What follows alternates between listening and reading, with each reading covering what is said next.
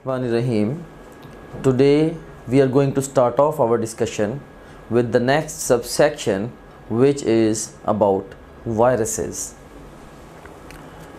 First of all, I would like to give you the big picture of this subsection. इस subsection में सबसे पहले हम introduction to viruses को discuss करेंगे, which is a medium yield area from the examination point of view. And secondly, we will talk about the discovery of viruses, which is a low yield area from the examination point of view. And thirdly, we will talk about the viral diseases in the humans, which is a high yield area from the examination point of view. We will spend significant amount of time on the viral diseases in humans because it's pretty important. And fourthly, we will talk about the retroviruses, which is again a high yield area from the examination point of view. And last of all, we will discuss bacteriophage, which is also high yield for exam. And you know that our discussion principle is we will focus more on high yield area, which is of course most likely to be tested area in the final exam. So let's start off our discussion with the introduction to the viruses. इससे पहले कि introduction के हवाले से मैं अपनी discussion start करूं, I would like to ask few questions from you and we have got four options over here. A option is envelope, B option is nucleic acid core, C option is protein coat, and D option is none of these. Command है choose a single best answer for each statement. और पहली statement है infective ability of virus is due to. तो infective ability of virus is basically due to the nucleic acid core. Beta is the best response to this question. Next statement है which of the following is responsible for shape of virus. तो virus की shape के लिए basically protein code responsible होगा, लिहाजा Charlie is the best response to this question. Next है जी coding for shape of virus is present in. अब directly अगर पूछा जाए कि शेप के लिए कौन रिस्पॉन्सिबल है, दैट इज प्रोटीन कोड, लेकिन यहाँ पे कीवर्ड क्या है, कोडिंग. और ऑफ कोर्स जो कोड है ऑल दी वायरल करेक्टरिस्टिक्स का वो उसके न्यूक्लिक एसिड कोर में ही होना है. That's why the best response to this question is beta. और उसके बाद फिर लास्ट स्टेटमेंट है which of the following part of virus is actually the part of last host cell infected. इसको हम आगे चल के डिटेल से डिस्कस करेंगे कि एनवेलप जो है basically this is the part of virus which is actually the part of last host cell infected, या दर हकीकत आप ये भी कह सकते हैं कि this is the cell membrane of the last host cell infected. आगे चल के इसको हम इंशाल्लाह डिटेल से डिस्कस करेंगे. So we have got the introduction to viruses. First of all, let's talk about the special features of viruses. Viruses are actually the particles of nucleic acids with protein coat. Mostly viruses के अंदर nucleic acid होता है और साथ protein coat होता है और कई दफ़ा envelope भी होता है. Right? It's not always there, लेकिन sometimes envelope can also be present. And second एक इम्पॉर्टेंट बात वायरसेस के बारे में क्या है, they are obligate intracellular parasites. अब जो पैरासाइट्स होते हैं ये ऑब्लिगेट भी हो सकते हैं और फैकल्टेटिव भी हो सकते हैं. ऑब्लिगेट से मुराद ये है कि ये वो पैरासाइट्स हैं जो कि नॉन पैरासिटिक लाइफ नहीं गुजार सकते हैं, जबकि जो फैकल्टेटिव पैरासाइट्स हैं अगर ज़रूरत पड़े तो वो नॉन पैरासिटिक लाइफ भी गुजार सकते हैं. तो पहली बात तो ये हो गई कि वायरसेस ऑब्लिगेट पैरासाइट्स हैं.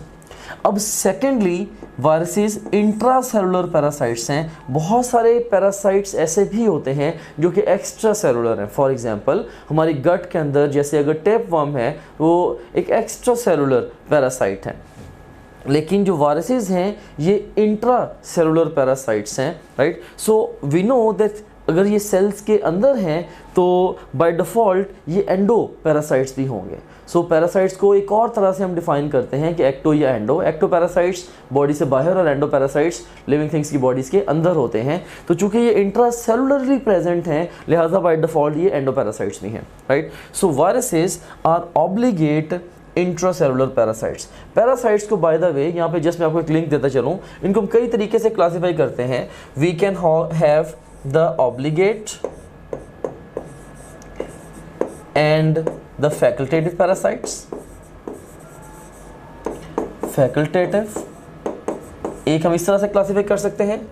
Secondly we can have the endoparasites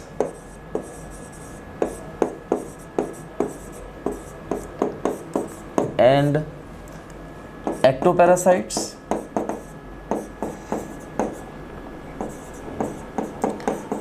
जैसे हमने पहले जिक्र किया कि एंडो लिविंग थिंग्स की बॉडीज के अंदर और एक्टो बॉडी से बाहर। और थर्ड नंबर पे we can have the phytoparasites जो कि प्लांट्स के पैरासाइट्स हैं, and we can have the ज़ूओपैरासाइट्स जो कि एनिमल्स के पैरासाइट्स हैं।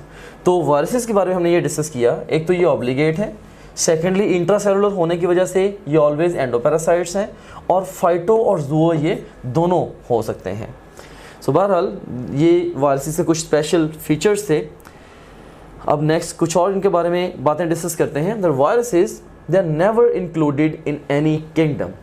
ऑफ कोर्स लिविंग थिंग्स को हम अल्टीमेटली डिफरेंट किंगडम्स में क्लासीफाई करते हैं, तो वायरसेस को कभी भी कोई किंगडम असाइन नहीं की गई। They are at border line of living and non living things. और इनको क्यों किंगडम असाइन की नहीं की गई? क्योंकि ये लिविंग और नॉन लिविंग थिंग्स के बॉर्डर लाइन पे हैं। तो let's construct a flow sheet regarding the living things. और इस फ्लो शीट के जो क्रॉस लिंक्स हैं आगे चल के भी डिफरेंट सबसेक्शंस में मुझे उनकी ज़रूरत पेश आएगी। सो इसको मैं यहीं पर डिस्कस करना चाहूँगा। तो जस्ट इमेजिन कि जो भी लिविंग थिंग्स प्लेनेट अर्थ पे आज प्रेजेंट हैं, साइंस ये बिलीव करती है कि they have all evolved from a common ancestor. तो common ancestor which was something like bacteria, if not exactly bacteria, right. Common ancestor ये 3 डोमेन्स में इवॉल्व हुआ था। एक थी डोमेन प्रोकेरिया, दूसरी डोमेन आर्किया, और तीसरे नंबर पे थी डोमेन यूकेरिया। तो जो डोमेन प्रोकेरिया है, प्रोकेरिया डोमेन के अंदर एक ही किंगडम है जिसको हम नाम देते हैं किंगडम प्रोकैरियोटिका, या इसको हम कई दफ़ा किंगडम मोनेरा भी कह देते हैं। और इस किंगडम के अंदर 2 तरह के ऑर्गेनिजम्स हैं, एक है बैक्टीरिया और दूसरे नंबर पे हैं साइनोबैक्टीरिया। फिर जो डोमेन आर्किया है उसके अंदर आर्कियोबैक्टीरिया है। एंड थर्ड नंबर पे जो डोमेन यूकेरिया है, Eukarya had evolved into 4 kingdoms. उसमें 4 किंगडम्स में एक तो किंगडम प्रोटिस्टा है, फिर किंगडम फंजाई, किंगडम प्लांटी और kingdom animalia. So according to our textbook आप कह सकते हैं कि ओवरऑल जो डिफरेंट ऑर्गेनिजम्स हैं, वो जो लिविंग थिंग्स जो हैं उनको 5 किंगडम्स में प्लेस किया गया है। उसमें नंबर 1 पे जैसे हमारी जो पहली किंगडम है किंगडम प्रोकैरियोटी है। नंबर 2 पे we have got the kingdom protista, then kingdom fungi, then kingdom plantae, and last of all the kingdom animalia. Archaebacteria को भी लेटेस्ट कुछ बुक्स के अकॉर्डिंगली सेपरेट किंगडम्स में प्लेस किया गया है, लेकिन हमारी टेक्स्ट बुक के अकॉर्डिंगली आर्कियोबैक्टीरिया को कोई भी किंगडम असाइंड नहीं है। सो बहरहाल ये तो है लिविंग थिंग्स की एक ग्रॉस क्लासिफिकेशन। जस्ट इमेजिन करें कि ये हमारे पास अब लिविंग थिंग्स हैं यहाँ पे, और कन्वर्सली दूसरी साइड पे आप देखेंगे we have got so many non living things जिनके अंदर लिविंग वाले कैरेक्टर्स नहीं हैं। तो जो वायरसेस हैं basically you can seen here they are at the border of the living and the non living things. ऐसा क्यों है? क्योंकि ये कुछ फीचर्स ये लिविंग वाले एग्जिबिट करते हैं और कुछ इनके पास जो कैरेक्टरिस्टिक्स हैं वो नॉन लिविंग वाली हैं। या इसको आप यूँ भी कंक्लूड कर सकते हैं कि inside the host cell viruses living की तरह बिहेव करते हैं, and outside the host cell viruses non living things की तरह बिहेव करते हैं। So that's why they are placed at the border line of the living and the non living things. Now let's talk about the structure of a typical virus. इसमें सबसे पहले हम इसके introduction पे थोड़ी सी बात करेंगे कि all viruses are nucleocapsids। इस बात का क्या मतलब है? They are comprised of nucleic acid and the capsid which is basically protein coat. So biochemically सारे viruses ये nucleocapsids हैं, nucleocapsids that is comprised of nucleic acids and the protein coat. और ये जो न्यूक्लिक एसिड है viruses के अंदर, ये न्यूक्लिक एसिड डीएनए भी हो सकता है और ये आरएनए भी हो सकता है। और उसके बाद आप देखें कि दे मे हैव एनवेलप, यहाँ पे है मे हैव एनवेलप, जो कि पार्ट है लास्ट होस्ट सेल इन्फेक्टेड का। तो यहाँ से मैं ये पता चला कि मोस्टली वायरसेस में न्यूक्लिक एसिड कोर और प्रोटीन कोट होता है और एनवेलप होता भी है, कोई दफ़ा नहीं भी होता। ऑल राइट, नेक्स्ट है जी, viruses are the only entities in which RNA can act as hereditary material, right. So generally हम बायोलॉजी में ये स्टडी करते हैं कि DNA is the hereditary material, लेकिन viruses are the only times in biology where RNA can act as hereditary material. For example human immune deficiency virus, ये RNA virus है और उसके अंदर उसका जो हेरिडिटरी मटीरियल है वो आरएनए से ही बना है। और इसी तरह से एक और एग्जाम्पल है हमारी बुक में, that is prions. So prions are the only times where you would see कि proteins are having the coding for the characteristics और प्रोटीन ही in a sense hereditary material बना रही हैं। बट ये कुछ क्लोजली रिलेटेड टर्मिनोलॉजीज हैं, यहीं पे मैं उनको भी क्लियर करना चाहूँगा। एक टर्मिनोलॉजी तो है विरियन और दूसरी टर्मिनोलॉजी है वायरॉइड और तीसरी टर्मिनोलॉजी है प्रियन। जो विरियन है ये फुली असेंबल्ड वायरल पार्टिकल है which is capable of causing infection, जबकि जो वायरॉइड है, right, this is a term which is use for few plant viruses जो कि सिर्फ आरएनए पे मुश्तमिल होते हैं, उनमें प्रोटीन कोट या एनवेलप नहीं होता, जबकि prions they are actually the infectious proteins. So I want you to hold in your mind the difference of these three basic terminologies. और यहाँ पे मैंने ये भी बता दिया, जनरली लिविंग थिंग्स में डीएनए हेरिडिटरी मटेरियल है, वायरसेस में डीएनए और आरएनए दोनों हेरिडिटरी मटेरियल हो सकते हैं, और प्रियॉन्स में कह सकते हैं कि प्रोटीन ही कोडिंग होल्ड कर रही है for the characteristics. Secondly, now let's talk about the structure of typical virus. इसमें अब आप देखें कि हमने ऑलरेडी डिस्कस किया कि वायरसेस ये न्यूक्लियोकैप्सिड्स हैं, which means they are comprised of the nucleic acid core and the protein coat. Nucleic acid core DNA या RNA से बनी है और प्रोटीन कोट जो है इसको हम कैप्सिड भी कह देते हैं। अब जो न्यूक्लिक एसिड कोर है, this is comprised of the nucleotides. ये न्यूक्लिक एसिड कोर न्यूक्लियोटाइड्स से बनी है और जो वायरस की रिस्पेक्ट इन्फेक्टिव एबिलिटी के लिए भी जो चीज़ रिस्पॉन्सिबल है वो उसकी न्यूक्लिक एसिड कोर है। सो ये एक इंपॉर्टेंट एग्जाम क्वेश्चन भी हो सकता है कि infective ability of a virus is due to, and the best response to this question is of course the nucleic acid core of that particular virus, जो भी है वो डीएनए है या आरएनए है। And then we have got the protein coat. अब जो protein coat है, it is formed of the capsomers which is further formed of the amino acids. ये बिल्कुल ऐसे ही है जैसे डस्ट पार्टिकल्स के मिलने से ब्रिक्स बनती हैं और ब्रिक्स के मिलने से बिल्डिंग बनती है। सिमिलर आइडिया यहाँ पे भी है, अमाइनो एसिड्स के मिलने से कैप्सोमर्स बनेंगे और कैप्सोमर्स के मिलने से कैप्सिड बनेगा, राइट। सो अल्टीमेटली अगर आपसे ये पूछा जाए कि प्रोटीन कोट ये किस चीज़ से बना है, तो यू वुड आंसर कैप्सोमर्स से। और अगर कैप्सोमर्स लिस्ट पे नहीं है, maybe you can pick the amino acids, right. हाँ, कैप्सोमर्स इन टर्न फिर अमाइनो एसिड से ही बने हैं। और उसके बाद फिर देखें कि जो प्रोटीन कोट है, this is responsible for defining the shape of the virus. So किसी भी वायरस की जो शेप होगी वो उसके प्रोटीन कोट की वजह से होगी। अब यहाँ से कई दफ़ा एग्जामिनर आपको एक ट्रिकी क्वेश्चन पूछता है आपसे कि लाइक जो कोडिंग है for the shape of the virus, ठीक है। सो ये शेप के लिए रिस्पॉन्सिबल डायरेक्टली तो प्रोटीन कोट है, लेकिन एग्जामिनर क्वेश्चन क्या यूज़ करता है, coding for the shape of the virus. तो उसके लिए कौन रिस्पॉन्सिबल है? ऑफ कोर्स जितनी भी कैरेक्टरिस्टिक्स की कोडिंग है वो न्यूक्लिक एसिड कोर के पास है। So you can say nucleic acid core is having the coding of all characteristics of virus. Virus के जितने भी कैरेक्टरिस्टिक्स हैं सबके लिए कोडिंग जो न्यूक्लिक एसिड कोर ही होल्ड करेगी। And here we have got the computerized photograph of a typical virus. इसमें हम देख सकते हैं कि हमारे पास ये न्यूक्लिक एसिड कोर है जो कि इस पर्टिकुलर केस में भी हमें डीएनए से बनी हुई नज़र आ रही है। Then we have got this protein coat, ये प्रोटीन कोट है राइट, और ये जो प्रोटीन कोट है ये बना है, इसको हम कलेक्टिवली कैप्सिड भी कह रहे हैं। कैप्सिड और the protein coat is same thing. Capsid in turn बना है कैप्सोमर्स से और कैप्सोमर्स इन टर्न बने हैं अमाइनो एसिड से।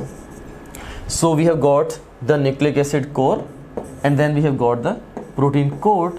और थर्डली ये बाहर ये जो आपको नज़र आ रही है दिस इज़ अ एनवेलप। ये जो स्ट्रक्चर है ये एनवेलप है and this is basically the cell membrane of last host cell infected. तो ये वायरस का कोई वाइटल पार्ट नहीं है। And now let's talk about the discovery of viruses. Relatively एक लो यील्ड एरिया है एग्जाम के लिए, तो इसमें इससे रिलेटेड मैं कुछ क्वेश्चंस आपसे पूछ लेता हूँ। लाइक हमारे पास स्टेटमेंट है the term vaccination was used by Louis Pasteur for inoculation against. A option is virus, B option is bacteria, C option is disease, D option is wounds and the best response to this question is disease. And we have got another question, what is the discovery of Twort and d'Herelle. A option is bacteriophages, B option is bacteria, C option is viruses, D option is algae and the best response to this question is bacteriophages. Just ये memory based information है, straight away it's given in your textbook, right? Memory based questions इसी तरह से होते हैं, short in head, all in the head, fix all, means straight away information आपकी book में दी गई है, अगर आपने उस information को पढ़ा हुआ है and you can recall that information while sitting in your exam, you can very easily answer that kind of question. और अब हम एक टेबल कंस्ट्रक्ट करते हैं regarding the role of different scientists in the discovery of virus, right. तो इसमें जो important roles हैं उनको मैंने रेड हाईलाइट भी किया हुआ है। So you can seen hair कि इस टेबल में लेफ्ट कॉलम में हमारे पास डिफरेंट साइंटिस्ट्स हैं और राइट कॉलम में उस पर्टिकुलर साइंटिस्ट का रोल है in the discovery of virus. इसमें सबसे पहले जिक्र आता है एडवर्ड जेनर का। Edward Jenner was the first person जिसने वैक्सीनेशन टेक्निक डिस्कवर की थी। यहाँ पे कीवर्ड क्या है कि टेक्निक, ठीक है। जो टर्म वैक्सीनेशन है इसने भले यूज़ नहीं की थी, लेकिन जो टेक्निक है वैक्सीनेशन की वो डिस्कवर इसने की थी। बेसिकली इसने किया क्या था, he had vaccinated an 8 years old boy with cowpox lesion. उसने काउपॉक्स लेयन के साथ एक 8 years old बॉय को इनोकुलेट किया and then he inoculated him with the smallpox lesion, right, and resultantly the boy he developed immunity and didn't get the disease, okay, कि उसने पहले cowpox lesion के साथ बॉय को inoculate किया और उसके बाद फिर उसने जब स्मॉल पॉक्स लेयन के साथ उस बॉय को इनोकुलेट किया, he was suppose to get the disease but he didn't get it. तो अल्टीमेटली उसमें कह लें कि एक तरह से डिजीज़ के अगेंस्ट इम्यूनिटी डेवलप हो गई। बहरहाल इंपॉर्टेंट बात याद रखने वाली ये है कि इसने एक तो वैक्सीनेशन टेक्निक इसने इंट्रोड्यूस कराई और इसने जो बॉय को इनोकुलेट किया वो काउपॉक्स लेयन के साथ किया और जो इम्यूनिटी डेवलप हुई वो स्मॉल पॉक्स के अगेंस्ट डेवलप हुई। Next we have got Louis Pasteur. Louis Pasteur was a person who first introduced the term vaccination for inoculation of disease. जो टर्मिनोलॉजी है वैक्सीनेशन ये फर्स्ट टाइम लुई पास्चर ने use की थी। Next we have got Charles Chamberlain. Charles Chamberlain had found that bacteria cannot pass through porcelain filter, but agent for rabies can pass through this filter. So rabies एक mysterious disease थी at that time, तो जिसका causative agent ऐसा clearly पता नहीं था। तो उसने कहा कि जो उसने ये देखा कि जो बैक्टीरिया जो कि पोर्सलिन फ़िल्टर में से पास हो में से नहीं गुजर सकते, उसी फ़िल्टर में से जो भी एजेंट है, उस वक्त नहीं था पता कि ये वायरसेस हैं, जो भी एजेंट है रेबीज़ का कॉस्टिव एजेंट है वो उसी फ़िल्टर में से पास कर सकता है। इससे ये पता चला कि there is something which is much smaller than bacteria and which is causing the disease here. And next we have got the Ivanovsky. He had discovered that agent causing tobacco mosaic disease is filterable. ठीक है, उसको tobacco में से एक disease जो भी agent cause करता है वो फिल्टरेबल कोई सब्सटेंस है, उसको फिल्टर कर सकते हैं। And then we have got the Stanley over here. So Stanley ने क्या किया था, इसने टोबैको मोज़ेक वायरस को क्रिस्टलाइज किया था and first purified filterable agents हैं जी tobacco mosaic viruses. And then we have got tort.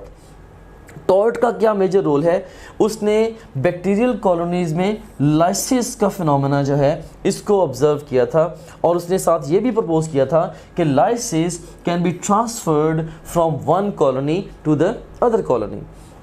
And फिर लास्ट पे we have got d'Herelle, तो उसने जो फिनोमेना ऑफ लाइसिस है उसको रीडिस्कवर किया था और जो टर्म है बैक्टीरियोफेज, यानी कि जिसका मतलब है बैक्टीरिया ईटर, ये जो टर्मिनोलॉजी बैक्टीरियोफेज है ये भी इसने डी हैवल ने ही ये इंट्रोड्यूस कराई थी।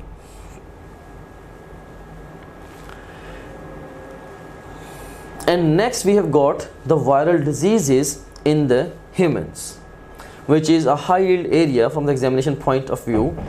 सबसे पहले मैं आपसे कुछ पैटर्न क्वेश्चंस पूछना चाहूँगा। ए ऑप्शन है small pox, B option is mumps, C option is herpes simplex and D option is influenza. Statement है choose the single best answer for each statement. इसमें पहली स्टेटमेंट है fluid filled vesicles and pitted scars are formed in case of. Best response to this question is smallpox. Running nose is feature of, इसमें से ये influenza का feature है। Similarly, vascular lesions, that is cold sores on epithelial layers of ectoderm, mouth, lips and other skin sites is feature of, तो ये herpes simplex का feature है। और उसके बाद फिर 60% adults are immune to, ये बुक की स्ट्रेट लाइन है, they are immune to mumps. We've got another range of questions. इसमें A option of smallpox virus है, B is herpes simplex virus, C option is hepatitis B virus and D option is polio virus. और हमारे पास command है choose the single best answer for each statement again. तो statement क्या है, pick the odd one out. तो इसमें से अगर हम देखें तो स्मॉलपॉक्स वायरस और हर्पेस और हेपेटाइटिस बी वायरस ये तीनों डीएनए वायरसेस हैं, जबकि पोलियो वायरस एक आरएनए वायरसेस है। So this is odd one. Next statement है which of the following is non enveloped virus. तो ये इसमें ये स्मॉलपॉक्स, हर्पेस और हेपेटाइटिस ये तीनों ही नॉन एनवेलप्ड हैं, ओवरऑल तीनों ही ये एनवेलप्ड हैं। जो पोलियो वायरस है ये नॉन एनवेलप्ड है। So delta is best response to the second statement even. अब नेक्स्ट हमारे पास स्टेटमेंट है which of the following is RNA and non enveloped virus. तो इसमें से पोलियो ही आरएनए वायरस है और यही नॉन एनवेलप्ड भी है। So again best response is delta. And इसके बाद फिर all are DNA viruses except, again best response to this question would also be delta. So चारों क्वेश्चंस के लिए हमारा जो बेस्ट रिस्पॉन्स है that is delta. You can see here कि इस तरह के जो क्वेश्चंस हैं वो रिलेटिवली थोड़े से हार्ड हो सकते हैं as far as the real exam is concerned, because there are so many viruses and they can formulate questions like this which of the following is or is not a DNA or RNA virus, or all are RNA viruses except, or all are DNA viruses except, all are RNA enveloped except, all are DNA enveloped except, none of the following is DNA and enveloped virus except, and so on. So different ways में वो questions formulate कर सकते हैं। तो अभी आगे चल के इस सारी कैटेगरी के क्वेश्चंस को आंसर करने के लिए मैं आपको कुछ जनरलाइजेशंस दूंगा। अगर आप उन जनरलाइजेशंस को ही मेमोराइज करके उनको ठीक तरीके से इंटरप्रेट कर सकते हैं, इस तरह के क्वेश्चंस आंसर करना आपके लिए कोई मसला नहीं रहेगा। So we have got a generalization. इसमें एक लंबी लिस्ट है वायरसेस की, ऑफ कोर्स जो आपकी बुक में गिवन है, उसमें से आप जो शॉर्टर लिस्ट है उनको आप याद रख लें। फॉर एग्जांपल आप डीएनए वायरसेस को याद रख लें कि smallpox virus, herpes simplex virus और हेपेटाइटिस बी वायरस, ये जो तीन वायरसेस हैं ये तीनों डीएनए वायरसेस हैं। बाकी जितने भी आपकी टेक्स्ट बुक में डिस्कस्ड हैं they are all RNA viruses. और उसके बाद फिर नॉन एनवेलप वायरसेस की लिस्ट को भी याद रख लें कि पोलियो वायरस और हेपेटाइटिस ए वायरस, ये दो वायरसेस ऐसे हैं जो कि नॉन एनवेलप्ड हैं और बाकी जितने भी हैं वो सारे के सारे आपकी बुक में एनवेलप्ड वायरसेस हैं। सो अभी हम जो टेबल पे डिस्कस करेंगे, टेबल में अब हम सेवरल डिजीजेस को डिस्कस करेंगे, तो उनमें से उसके अंदर भी हमने एक टेबल में कॉलम डाला हुआ है कि वायरसेस जहाँ वो किस तरह के हैं, डीएनए या आरएनए है, एनवेलप्ड है या नॉन एनवेलप्ड है।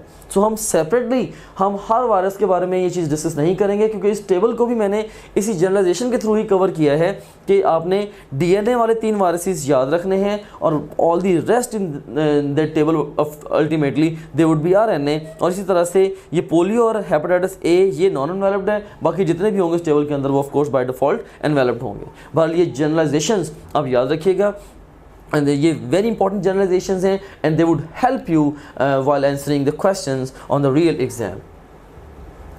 So now we have got a table of the diseases. In the extreme left column we have got disease. In the second column we have got information about the causative agent, that is virus. In the next column we have got the mode of transmission of that particular disease, and in the next column we have got the signs and symptoms of that disease, and then we'll talk about different key points which are given in your textbook regarding the respective disease. और उसके बाद फिर हम disease की prevention और treatment पे last में बात करेंगे। इससे पहले कि मैं इस टेबल की निटी ग्रिटी में जाऊं, मैं आपको थोड़ा सा फोकस करवाना चाहता हूं और मैं आपको ये बताना चाहता हूं कि एग्ज़ाम के पॉइंट ऑफ व्यू से एक तो कॉजेटिव एजेंट के बारे में सबसे ज़्यादा पूछा जाता है। ये जो रेड हाईलाइटेड कॉलम है ये वेरी इंपॉर्टेंट है, यू कैन से कि ये 5 स्टार कॉलम है from the examination point of view.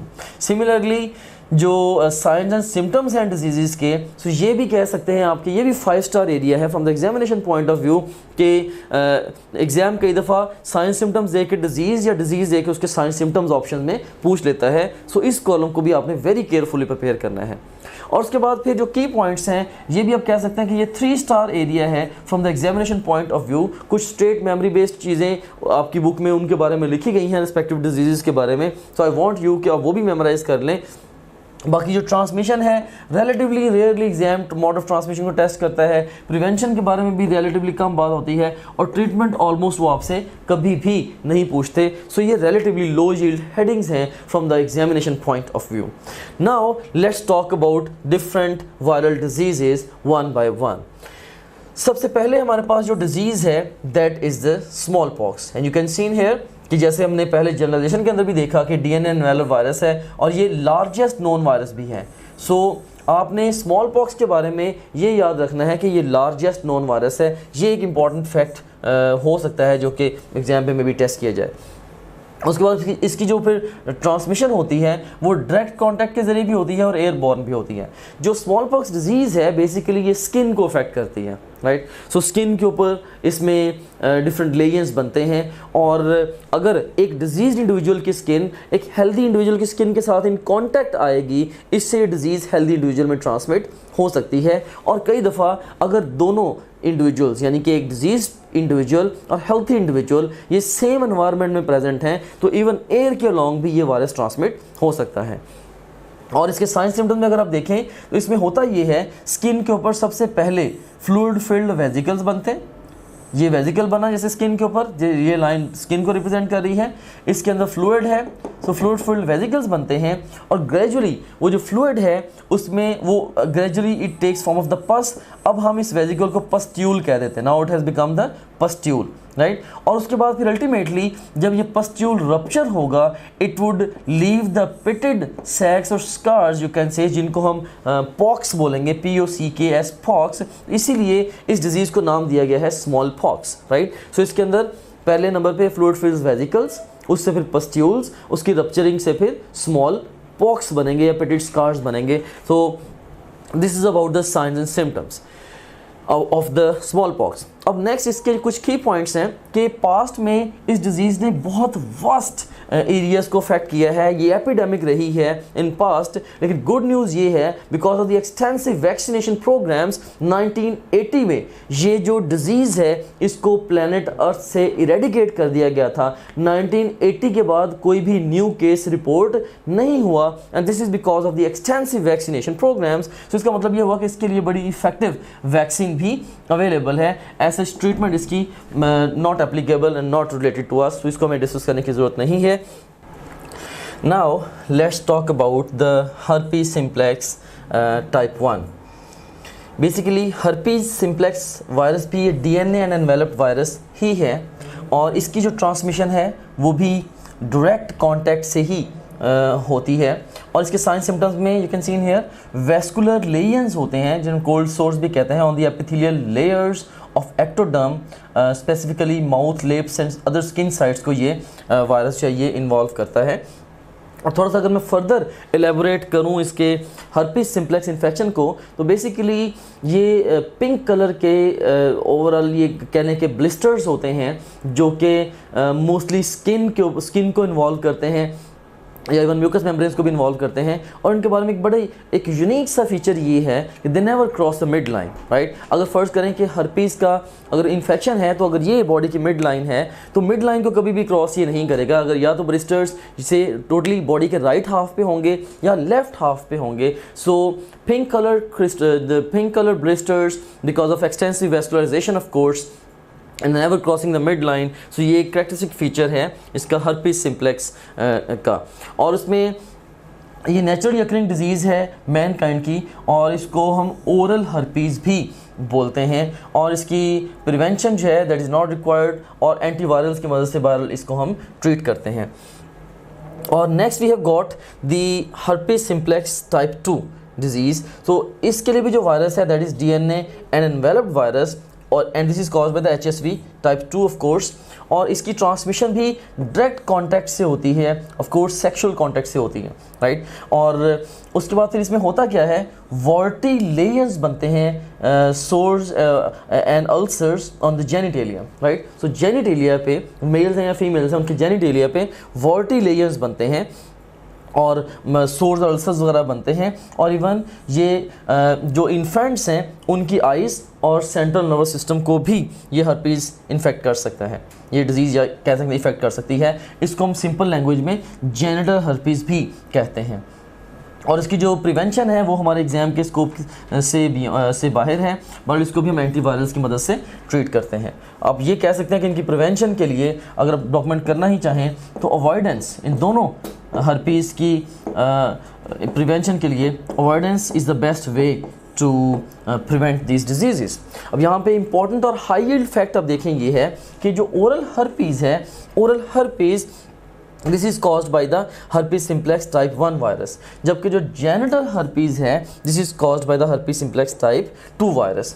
और दोनों का जो ट्रांसमिशन है वो ऑफ कोर्स डायरेक्ट कांटेक्ट से है, oral of course oral contact से, और जो जेनिटल herpes है वो सेक्सुअल कांटेक्ट से ही ट्रांसमिट होगी।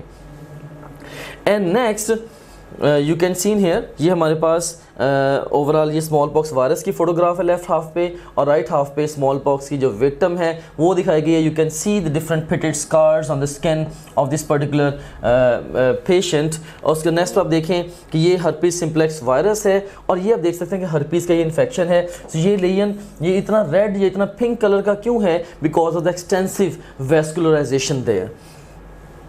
और नेक्स्ट आप देख सकते हैं कि herpes simplex type 2 ये वायरस है और इसने ये पेशेंट है, विक्टिम है जेनिटल herpes का। इसमें आपको ये वॉर्टी लेयंस, जिनको हम आम लैंग्वेज में मौके भी कह देते हैं, सो वॉर्टी लेयंस आपको ये जेनिटेलिया के रीजन में नज़र आ रहे हैं।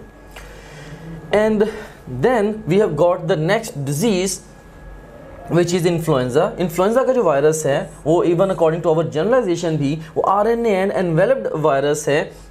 और अब देखें कि इसकी जो ट्रांसमिशन होती है वो होती है वाया द रेस्पिरेटरी ड्रॉपलेट्स। अब इस बात का क्या मतलब है, जस्ट इमेजिन करें कि आप अपने रूम में बैठे पढ़ रहे हैं और आपका कोई फ्रेंड आता है and your mom sends your friend to your room, right. वो आपके डोर पे नॉक करता है and you open up the door और फ्रेंड को इन्फ्लुएंजा हुआ है।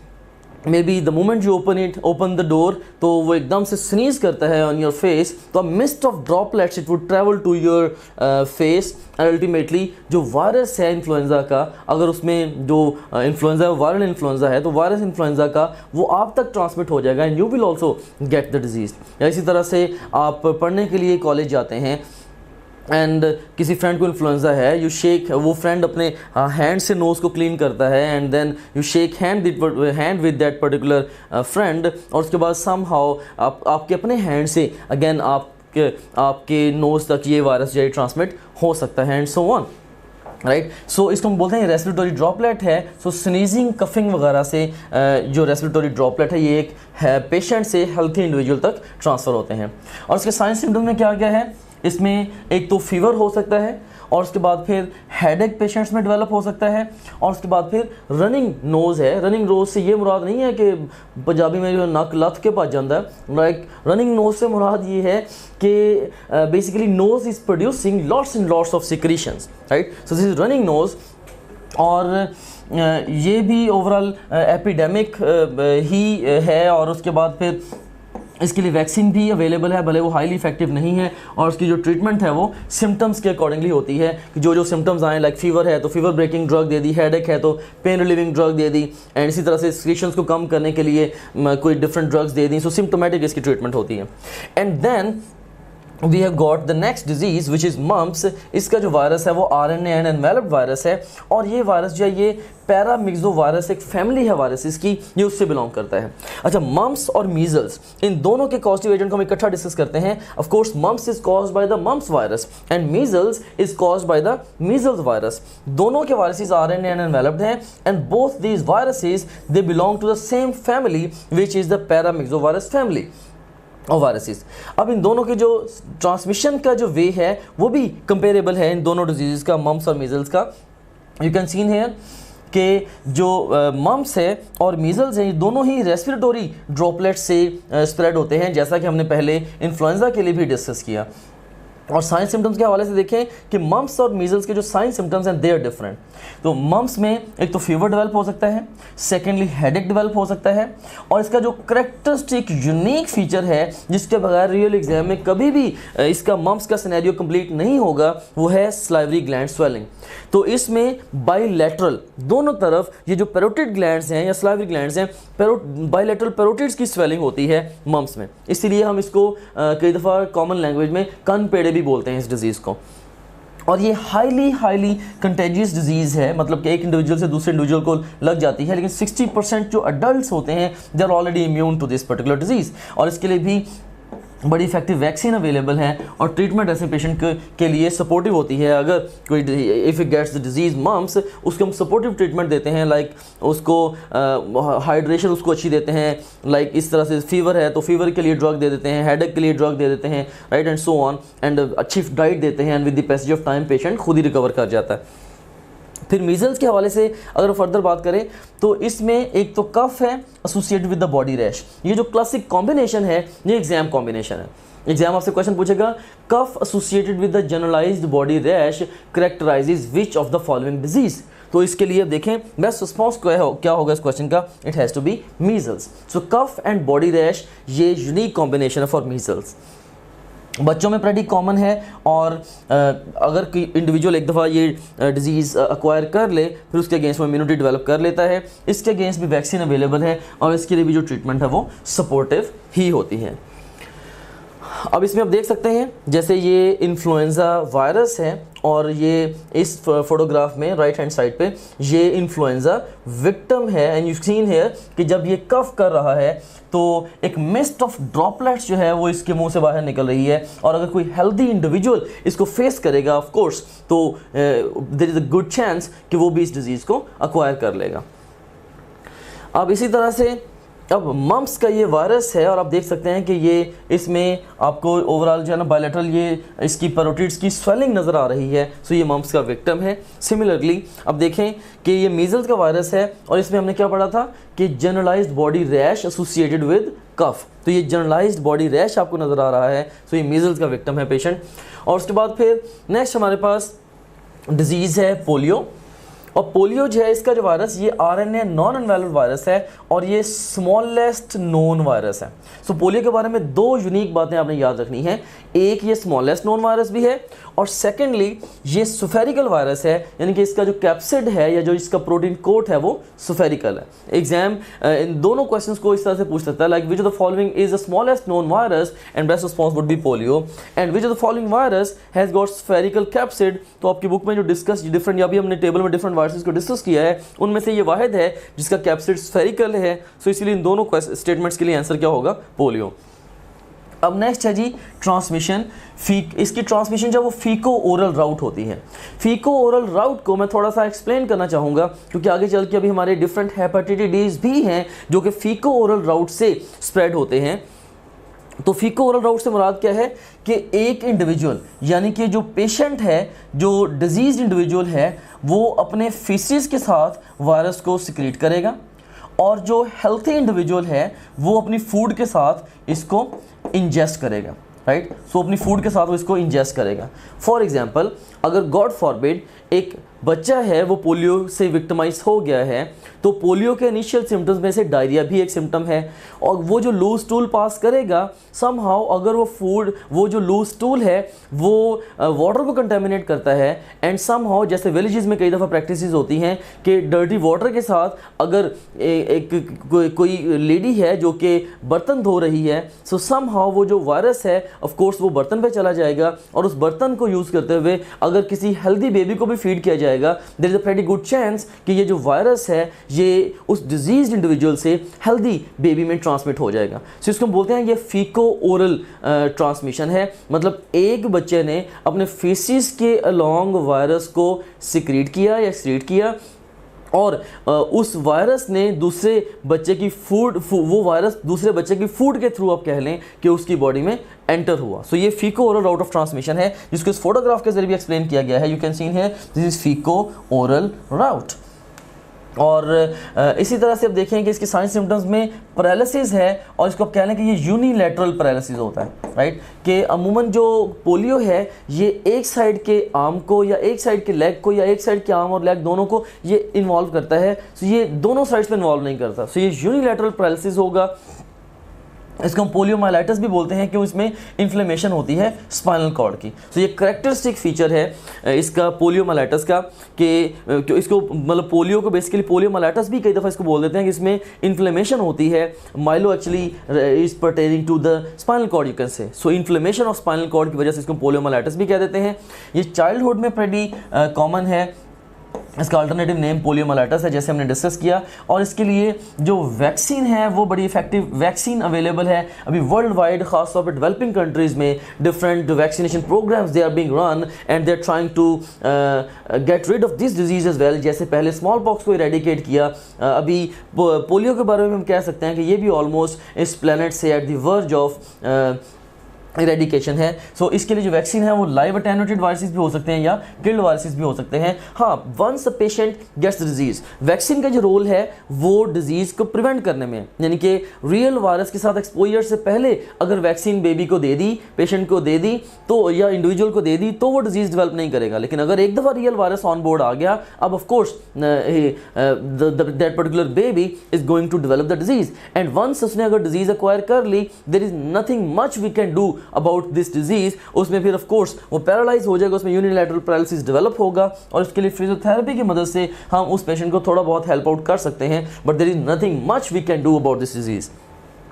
और उसके बाद फिर लास्ट पे हमारे पास एड्स है। इसका भी जो वायरस है वो RNA एनवेलप्ड वायरस है, और इसकी जो ट्रांसमिशन है वो बॉडी फ्लूइड्स के जरिए होती है, राइट। लाइक बॉडी फ्लूइड्स के ज़रिए किस तरह से हो सकती है, जैसे इसमें एक बड़ा कॉमन जो मोड ऑफ ट्रांसमिशन है वो है like blood to blood transmission है। फॉर एग्जांपल, एक फ़र्ज़ करें कि एक नर्स है, स्टाफ नर्स है, वो एक HIV के पेशेंट को इंजेक्शन लगाती है, राइट। और वो इंजेक्शन लगाने के बाद जैसे वो नीडल को पुल आउट करती है, गॉड फॉरबिड पास से कोई दूसरा बंदा गुजरता है, मे बी पेशेंट का अटेंडेंट गुजरता है, एंड वो उसके एल्बो पे एक बम्प देता है, और वो सडनली वो एक जर्क के साथ अपने आप को ही उस नीडल से प्रिक कर लेती है। अब ऑफ कोर्स जो टिप ऑफ द नीडल है ये इन्फेक्टेड है with the patients blood, with the blood of the ads patient, you can से। अब जो एड्स का वायरस है ये उसकी बॉडी में ट्रांसमिट हो सकता है, राइट। सो ये देखें कि ब्लड चूँकि एक बॉडी फ्लूइड है उसके ज़रिए ट्रांसमिशन हो गई। सिमिलरली इवन सेक्सुअल कॉन्टैक्ट के ज़रिए भी एड्स की ट्रांसमिशन हो सकती है, राइट। बट इसकी जो ट्रांसमिशन है यू कैन से जनरली कि बॉडी फ्लूइड्स के थ्रू इसकी ट्रांसमिशन होती है। और इसी तरह से इवन अगर एक HIV की पेशेंट है और वो अपने बेबी को फीड करती है, ब्रेस्ट फीड करती है, इवन उसके मिल्क के अलोंग भी ये जो वायरस है बेबी में जा सकता है। सो बॉडी फ्लूइड्स के ज़रिए इसकी ट्रांसमिशन होती है। और उसके बाद फिर इसके जो साइन सिम्टम्स वो वेरी करते हैं। और इसमें होता क्या है बेसिकली, इसमें इम्यूनिटी लूज़ होती है, नाम से ही जाहिर है कि ये एड्स है, एक्वायर्ड इम्यूनिटी डेफिशिएंसी सिंड्रोम। अच्छा, स्टूडेंट्स यहाँ पे कंफ्यूज होते हैं कि HIV डिजीज़ और एड्स में क्या फ़र्क है, राइट। सीन है HIV डिजीज़ से मुराद क्या है, अगर कोई भी इंडिविजुअल है, अगर उसकी बॉडी में ह्यूमन इम्यून डेफिशिएंसी वायरस मौजूद है तो हम लेबल कर देते हैं कि ये HIV पॉजिटिव है, इसको HIV डिजीज़ है।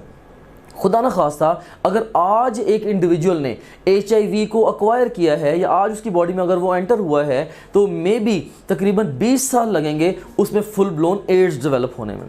होता ये है कि जब ह्यूमन इम्यून डेफिशिएंसी वायरस एक इंडिविजुअल को इन्फेक्ट करता है तो आहिस्ता आहिस्ता उसके अंदर ये कह लें ग्रो करता है, ये अपने नंबर को इंक्रीज़ करता है और उसके नतीजे में हमारी बॉडी के कुछ वाइट ब्लड सेल्स होते हैं, specifically the helper T cells, उनके काउंट को रिड्यूस करता है। और over a long span of time जब हेल्पर टी सेल्स का काउंट इतना रिड्यूस हो जाता है कि अब वो हमारी जो इम्यूनिटी है उसको इफेक्टिवली रेगुलेट नहीं कर पाते हेल्पर टी सेल्स, तो अब हम कहते हैं कि एड्स डेवलप हो गई है, राइट, यानी कि एक्वायर्ड इम्यूनिटी हमारी टोटल कोलैप्स हो जाती है। सो HIV डिजीज़ की जो लास्ट स्टेज है आप उसको कह सकते हैं कि ये एड्स है। इसको हम आगे चल के फर्दर डिटेल में भी डिस्कस करेंगे। इसके लिए जो बेस्ट वे है इसको प्रिवेंट करने का, of course that is avoidance, right. जिन भी मॉड्स से ये डिजीज़ ट्रांसमिट हो रही है, राइट, उन मॉड्स को अवॉइड करेंगे। फॉर एग्जांपल अगर फर्स्ट करें कि अगर एक डिजीज़ इंडिविजुअल है, अगर फर्ज करें कि डिजीज़ इंडिविजुअल है, उसका ब्लड अगर एक हेल्दी इंडिविजुअल को जिसको एड्स नहीं है उसको लग जाता है तो उसमें डिजीज़ डेफिनेटली ट्रांसफ़र हो जाएगी, राइट। सो इसीलिए ब्लड ट्रांसफ्यूजन से पहले HIV को टेस्ट किया जाए और इस तरह से जो डिजीज़ इंडिविजुअल का ब्लड है वह हेल्दी इंडिविजुअल को लगने से बचाया जाए। इसी तरह से जो सर्जिकल ऑपरेटर्स है या सिरिंजेस हैं उनको भी स्टरलाइज करके यूज़ किया जाए ताकि जो ट्रांसमिशन के चांसेस है वो इस डिजीज़ के पर्टिकुलर के मिनिमाइज होते चलें। इसके लिए जो डिफरेंट ड्रग्स अवेलेबल हैं जैसे ज़िडोवोडीन, ये एक कॉमनली यूज्ड ड्रग है। इसके अलावा भी एक और wide range of drugs available है, लेकिन अभी तक उन ड्रग्स का जो मेजर रोल है वो सर्वाइवल को प्रोलॉन्ग करने में है। एज सच कोई भी ऐसी ड्रग अवेलेबल नहीं है टिल डेट जो कि इस डिज़ीज़ को क्योर कर सके। You can see in here ये पोलियो वायरस है लेफ्ट हैंड साइड पे और राइट हैंड साइड पे ये पोलियो की विक्टिम है एक पेशेंट। और इसी तरह से आप देखें कि ये एड्स का वायरस है और ये एड्स की एक विक्टिम है जो कि मैसिवली आप देख सकते हैं कि जिसने वेट लूज़ किया हुआ है, तो इंटेंस वेट लॉस है। इसके अलावा बहुत सारे इन्फेक्शंस इसके अंदर होंगे because of the lack of the acquired immunity. Now we are going to start off our discussion with the hepatitis, and hepatitis is a plural of hepatitis. First of all, I would like to ask few questions from you regarding hepatitis, and then I would like to teach you this particular area through the token of a table. सारी की सारी जो important फिर information होगी different hepatitis को लेके हम उसको एक टेबल की फॉर्म में ऑर्गेनाइज करेंगे ताकि आप उस ऑर्गेनाइज इंफॉर्मेशन को यूज़ करके फाइनल एग्जाम में MCQs को अटैम्प्ट कर सकें। सो इसमें हमारे पास जो स्टेटमेंट है, hepatitis is caused by, A option is viral infection, B option is drugs, C option is toxic agents, D option is all of these. The best response to this question is all of these. ठीक है, viral infections के साथ hepatitis pretty common है, लेकिन बहुत सारी hepatotoxic drugs वो liver की इन्फ्लेमेशन कॉज कर सकती हैं और इवन जो टॉक्सिक एजेंट्स हैं कुछ ना कुछ वो भी लिवर की इन्फ्लेमेशन कॉज कर सकते हैं। So best response to this question is delta. Next we have got a range of questions जिसमें हमारे पास 4 ऑप्शंस हैं। A option is hepatitis A, B option is hepatitis B, C option is hepatitis C and D option is hepatitis D. और again आपके पास जो command है that is choose a single best answer for each statement. अब हमारे पास पहली statement है which of the following hepatitis is most chronic. इनमें से जो टिपिकली क्रोनिक है वो हेपेटाइटिस सी है, means it last from months to years, rather years to years you can say. उसके बाद फिर नेक्स्ट स्टेटमेंट है infusion hepatitis is a name referred to, तो इन्फ्यूजन हेपेटाइटिस भी हम हेपेटाइटिस सी ही को कहते हैं। And non A non B hepatitis is a name referred to, इसका जो बेस्ट रिस्पॉन्स होगा कि नॉन ए और नॉन बी है तो ये भी हम हेपेटाइटिस सी ही को कहते हैं। इसका भी जो आंसर होगा that would be Charlie. Next है जी infectious hepatitis is name referred to, तो हम हेपेटाइटिस ए को इन्फेक्शियस हेपेटाइटिस बी कहते हैं। एंड नेक्स्ट स्टेटमेंट है serum hepatitis is name refer to, so ये सीरम हेपेटाइटिस की टर्मिनोलॉजी हेपेटाइटिस बी के लिए यूज़ की जाती है। एंड नेक्स्ट स्टेटमेंट है transmission of which hepatitis is caused due to faeces of infected person, तो इन्फेक्टेड पर्सन के फेसिस की वजह से हेपेटाइटिस ए ये ट्रांसमिट होता है। सो इसके भी फीकोरल ट्रांसमिशन है, इसको हम आगे चल कर डिस्कस करते हैं। Best response would be alpha. और नेक्स्ट है all are caused due to enveloped virus except, तो हेपेटाइटिस ए वायरस के बारे में अभी हम पढ़ के भी आए हैं कि ये वाहिद है जो कि नॉन एनवेलप्ड वायरस है, बाकी सारे के सारे यहाँ पे लिस्ट में एनवेलप्ड वायरसेस हैं, या बाकी सारी डिजीज़ के जो वायरसेस हैं यू कैन से वो एनवेलप्ड हैं। So best response is alpha. And now let's construct table for the hepatitis. Again इसमें extreme left column में हमारे पास disease है, second column में respective virus है, फिर mode of transmission है, फिर signs and symptoms हैं, फिर उसके related key points हैं, फिर prevention कैसे होगी उस particular hepatitis की, और उसके बाद फिर उसकी treatment के लिए हम क्या करते हैं। So you can see in here सबसे पहले हमारे पास है जी hepatitis A, और आप देख सकते हैं कि ये एक acute hepatitis है। acute से मुराद क्या है कि acute से मुराद ये है कि God forbid अगर आज वायरस आपकी बॉडी में एंटर हुआ है तो मे बी ये with in few hours few days ये फुल फ्लैज ये डिजीज़ डेवलप होगी, ये वायरस डेवलप होगा, राइट, या ये ओवरऑल हेपेटाइटिस ए के सिम्टम्स ये अपीयर हो जाएंगे, और maybe within few days to few weeks इसकी जो सिम्टम्स हैं वो वैनिश हो जाएंगे, राइट। सो इसको हम बोलते हैं, ऐसी डिजीज़ को हम बोलते हैं कि ये एक्यूट डिजीज़ है, राइट। जबकि जो क्रॉनिक डिजीज़ होती है इसके बरक्स maybe it takes months to years to develop symptoms, और फिर ये जो क्रॉनिक डिजीज़ हैं they stay in the body from years to years, right. So जो हेपेटाइटिस ए है ये टिपिकली एक्यूट है, हेपेटाइटिस बी एक्यूट भी हो सकता है, क्रॉनिक भी हो सकता है, जबकि हेपेटाइटिस सी टिपिकली क्रॉनिक है। हेपेटाइटिस डी जो है ये चूँकि बी की टॉप पे होता है, राइट। हेपेटाइटिस डी डायरेक्ट कभी भी नहीं होता, पेशेंट को पहले हेपेटाइटिस बी होगा तो ही हेपेटाइटिस डी वायरस उसको इन्फेक्ट कर सकता है। सो अब ये भी कह सकते हैं कि ये भी टिपिकली क्रॉनिक ही होगा। और फिर जो हेपेटाइटिस ई है, hepatitis E is also this is acute. So आप ये कह सकते हैं कि हेपेटाइटिस ए और ई टिपिकली एक्यूट है, हेपेटाइटिस सी और डी टिपिकली क्रॉनिक है, हेपेटाइटिस बी एक्यूट भी हो सकता है और क्रॉनिक भी हो सकता है।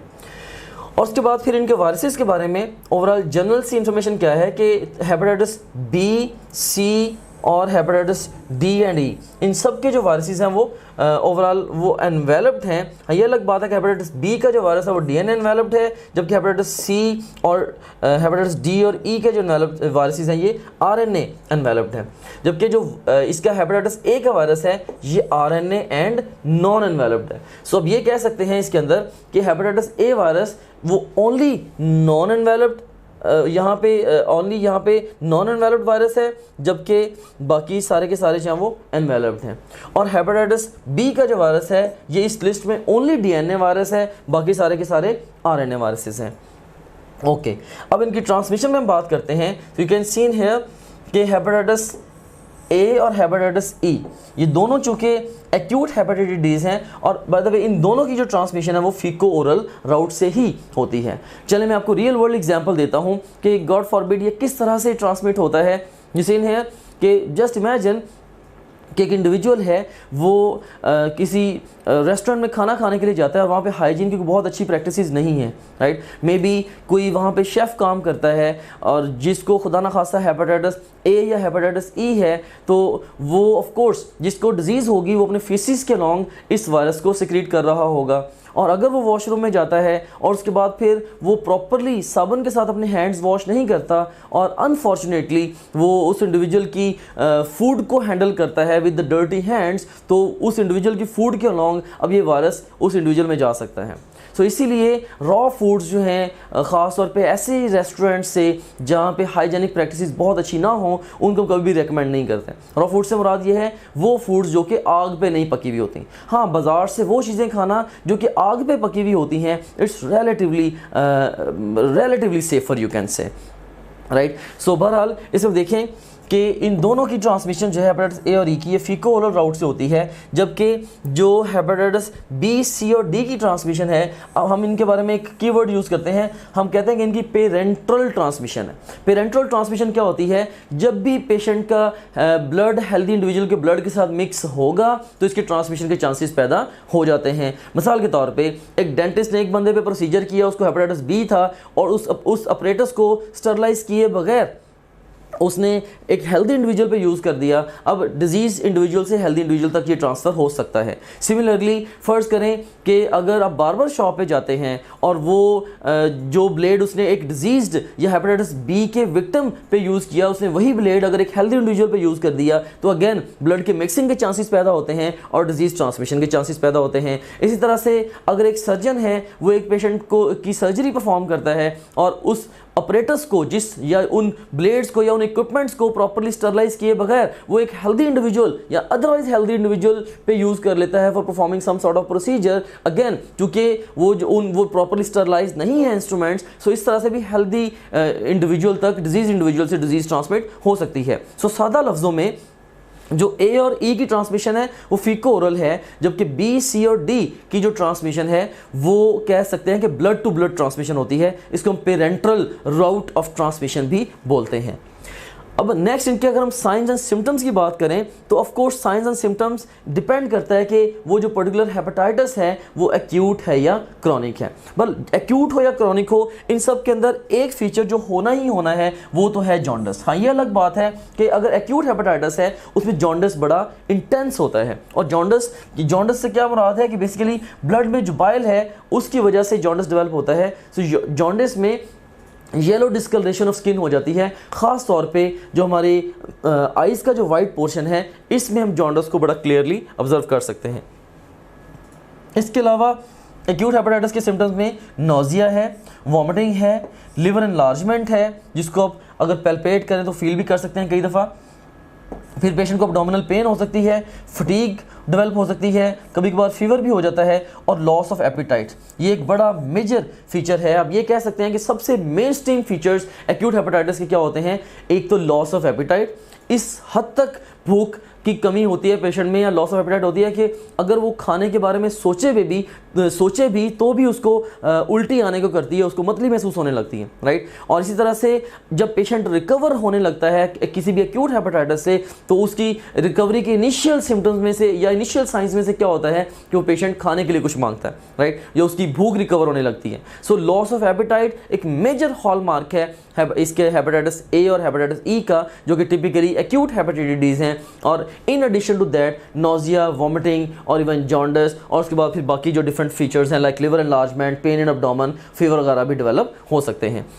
उसके बाद फिर अगर हम बात करें क्रॉनिक हेपेटाइटिस की, तो क्रॉनिक हेपेटाइटिस टिपिकली एसिम्प्टोमेटिक होता है। Maybe there are so many patients जो हमारी सोसाइटी में हमारे इर्द गिर्द फिर रहे होते हैं and they are having some sort of chronic hepatitis, mostly the hepatitis B और C, but they are never knowing that they are having it, right. वो हैं एसिम्प्टोमेटिक, ठीक है, लेकिन उनका ग्रेजुअली उनका लिवर जो है वो इन्फ्लेम होता जाता है, लिवर का साइज़ बढ़ता जाता है। हाँ, फटीग वगैरह की कंप्लेन वो करते हैं या कई दूसरे वेग से सिम्टम्स की कंप्लेन करते हैं।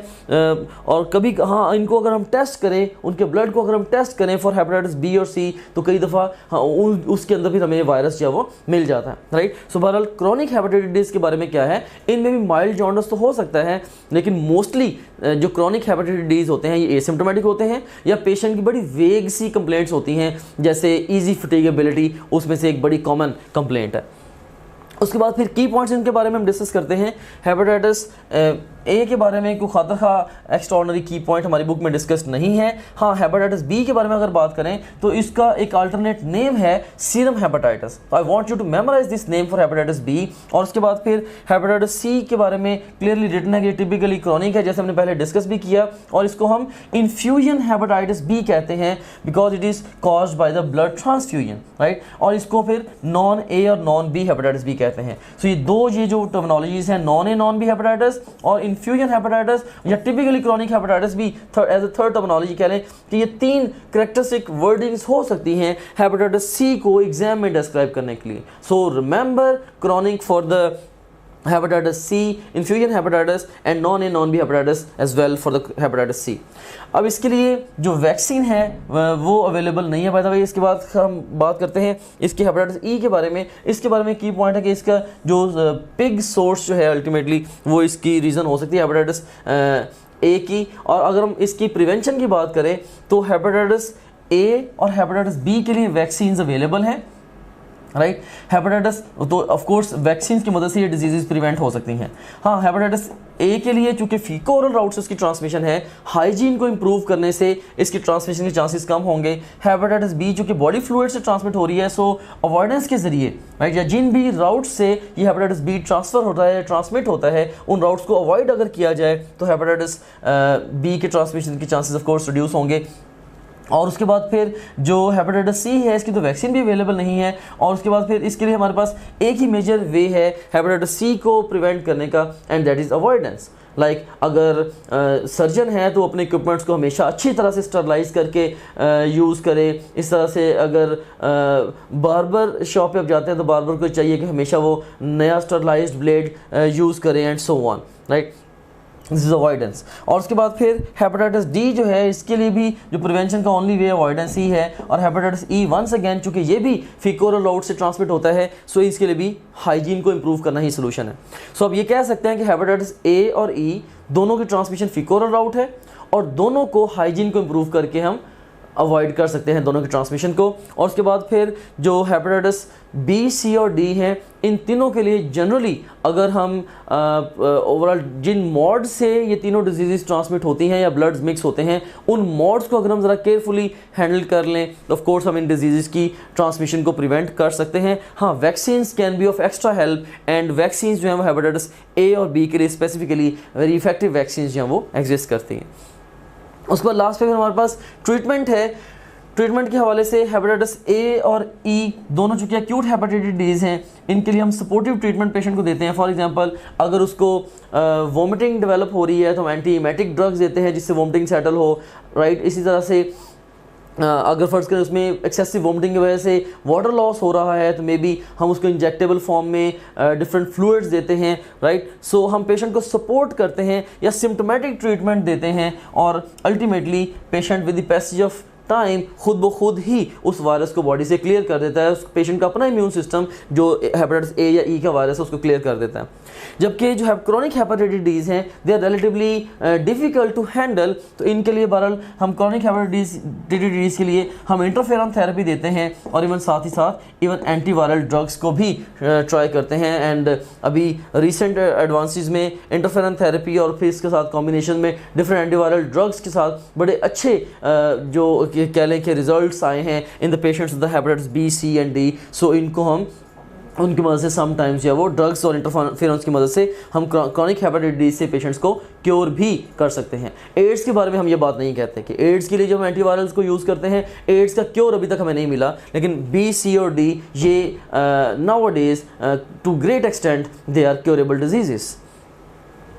और उसके बाद फिर एक नोट भी है बॉटम पे, इसको भी रीड आउट कीजिएगा कि नोट ये है कि hepatitis F and G they are also caused by the viruses but they are not yet identified, right. So this is about the hepatitis. अब इसमें आप देख सकते हैं कि हेपेटाइटिस ए का वायरस है और उसके बाद फिर राइट हैंड साइड पे हेपेटाइटिस ए का विक्टिम है, और इसमें आप बड़ा डार्क जॉन्डिस जो है या येलो डिस्कलरेशन पूरी स्किन की भी ऑब्जर्व कर सकते हैं, लेकिन ख़ास तौर पे इसकी आइज़ में बड़ी ये क्लियरली विजिबल है ये जो येलो डिस्कलरेशन, और this is because of the accumulation of bile in the blood in a sense. और उसके बाद फिर देखें कि हेपेटाइटिस बी जो है इसके अंदर भी जॉन्डिस आप ऑब्जर्व कर सकते हैं। और इसी तरह से हेपेटाइटिस सी के पेशेंट्स के अंदर भी, अगर ये हेपेटाइटिस सी के पेशेंट मोस्टली तो सिम्टोमेटिक होगा, उसमें इवन जॉन्डिस भी नहीं होगा, लेकिन लेटेस्ट स्टेज में जाके माइल्ड सा जॉन्डिस जो वो उसके अंदर हो सकता है। ये हेपेटाइटिस सी का वायरस है। और इसी तरह से फिर हेपेटाइटिस डी का जो विक्टिम है उसके अंदर भी जॉन्डिस एक मेजर हॉलमार्क है, और उसके साथ फिर बाकी जो क्रॉनिक हेपेटाइटिस वाले जो फीचर्स हैं वो भी उसके अंदर हो सकते हैं, फटीग वगैरह। और इसी तरह से हेपेटाइटिस ई है, इसमें भी बड़ा डार्क जॉन्डिस हो सकता है क्योंकि ये भी अगेन एक्यूट हेपेटाइटिस है, और साथ पेशेंट में नोजिया, वॉमिटिंग और लॉस ऑफ एपेटाइट वगैरह भी डेवलप होंगे। तो ये हेपेटाइटिस ई वायरस है। सो बहरहाल कंक्लूसिवली सारे के सारे हेपेटाइटिस डी में ओवरऑल क्या है कि जॉन्डस जो है ये एक कॉमन फीचर है। एक्यूट हेपेटाइटिस डी में डार्क जॉन्डस होता है, साथ नॉजिया और वोमिटिंग डेवलप होते हैं। Chronic hepatitis D many times asymptomatic होते हैं और उनमें स्ट्रेट अवे नॉजिया और वोमिटिंग उस तरह से डेवलप नहीं होते, ना ही लॉस ऑफ एपेटाइट उस तरह से डेवलप होती है। हाँ, पेशेंट्स जो जनरल फटीगेबिलिटी या थकावट वगैरह या वेग सी कंप्लेंट्स करते हैं अपने हेल्थ से रिलेटेड के फीलिंग ऑफ बीइंग अनवेल, कि मेरी हेल्थ अच्छी नहीं है, तो इस तरह की कंप्लेंट्स जो पेशेंट्स करते हैं। Right, so this is about the hepatitis D. अब हमारे पास यहाँ पे क्वेश्चन है, which of the following disease is caused by DNA virus. So आपने डिजीज़ का टेबल भी स्टडी किया है, लेकिन उससे पहले आपने इवन जनरलाइजेशन भी स्टडी की है। सो उस जनरलाइजेशन को यूज़ करते हुए I want you to answer this question. So इसमें ए ऑप्शन इन्फ्लुएंजा है, B option herpes simplex, C option is hepatitis B, D option is herpes simplex and hepatitis B, and the best response to this question according to our generalization is herpes simplex and the hepatitis B. And next हमारे पास एक और question है, virus of which disease is non enveloped. इसमें A option है hepatitis B, B option है hepatitis C, C option is polio, D option is herpes simplex. Again using our generalization the best response to this question is polio. Charlie is the best response. एक और question है, which of the following disease is caused by RNA enveloped virus. A option polio, B option is hepatitis A, C option is herpes simplex, D option is mumps, and the best response to this question is mumps। कि ये mumps वाहिद disease है जो कि RNA enveloped virus से caused है। Polio जो है ये RNA नॉन एनवेलप्ड से कॉज्ड है, जबकि जो हेपेटाइटिस ए और जो हर्पीस सिम्प्लेक्स हैं वो भी RNA एनवेलप्ड वायरसेस नहीं हैं। So best response is delta. So अब तक हमने वायरसेस के इंट्रोडक्शन को डिटेल से डिस्कस किया और उसके बाद फिर हमने वायरसेस की डिस्कवरी के बारे में कुछ हाई यील्ड पॉइंट्स जनरेट किए और उसके बाद फिर हमने एक सिग्निफिकेंट अमाउंट ऑफ टाइम को स्पेंड किया on understanding the different viral disease, और उसमें हमने वायरल डिजीज़ को डिफरेंट हेड्स के तहत डिस्कस किया और साथ ही साथ हमने इस एरिया को देखा through the eyes of exam. And now let's focus on the next area of the viruses subsection which is retroviruses. Right, so retroviruses के बारे में हम डिस्कशन स्टार्ट करते हैं। इससे पहले कि हम रेट्रोवायरसेस को कन्वेंशनली स्टडी करें, I would like to ask few questions from you. A option है हमारे पास host RNA, B option is viral RNA, C option is host DNA and D option is viral DNA. और जो command है हमारे पास वो क्या है, choose the single best answer for each statement. इसमें पहली स्टेटमेंट है, in case of HIV, reverse transcriptase is used to make DNA from, and the best response to this question is beta।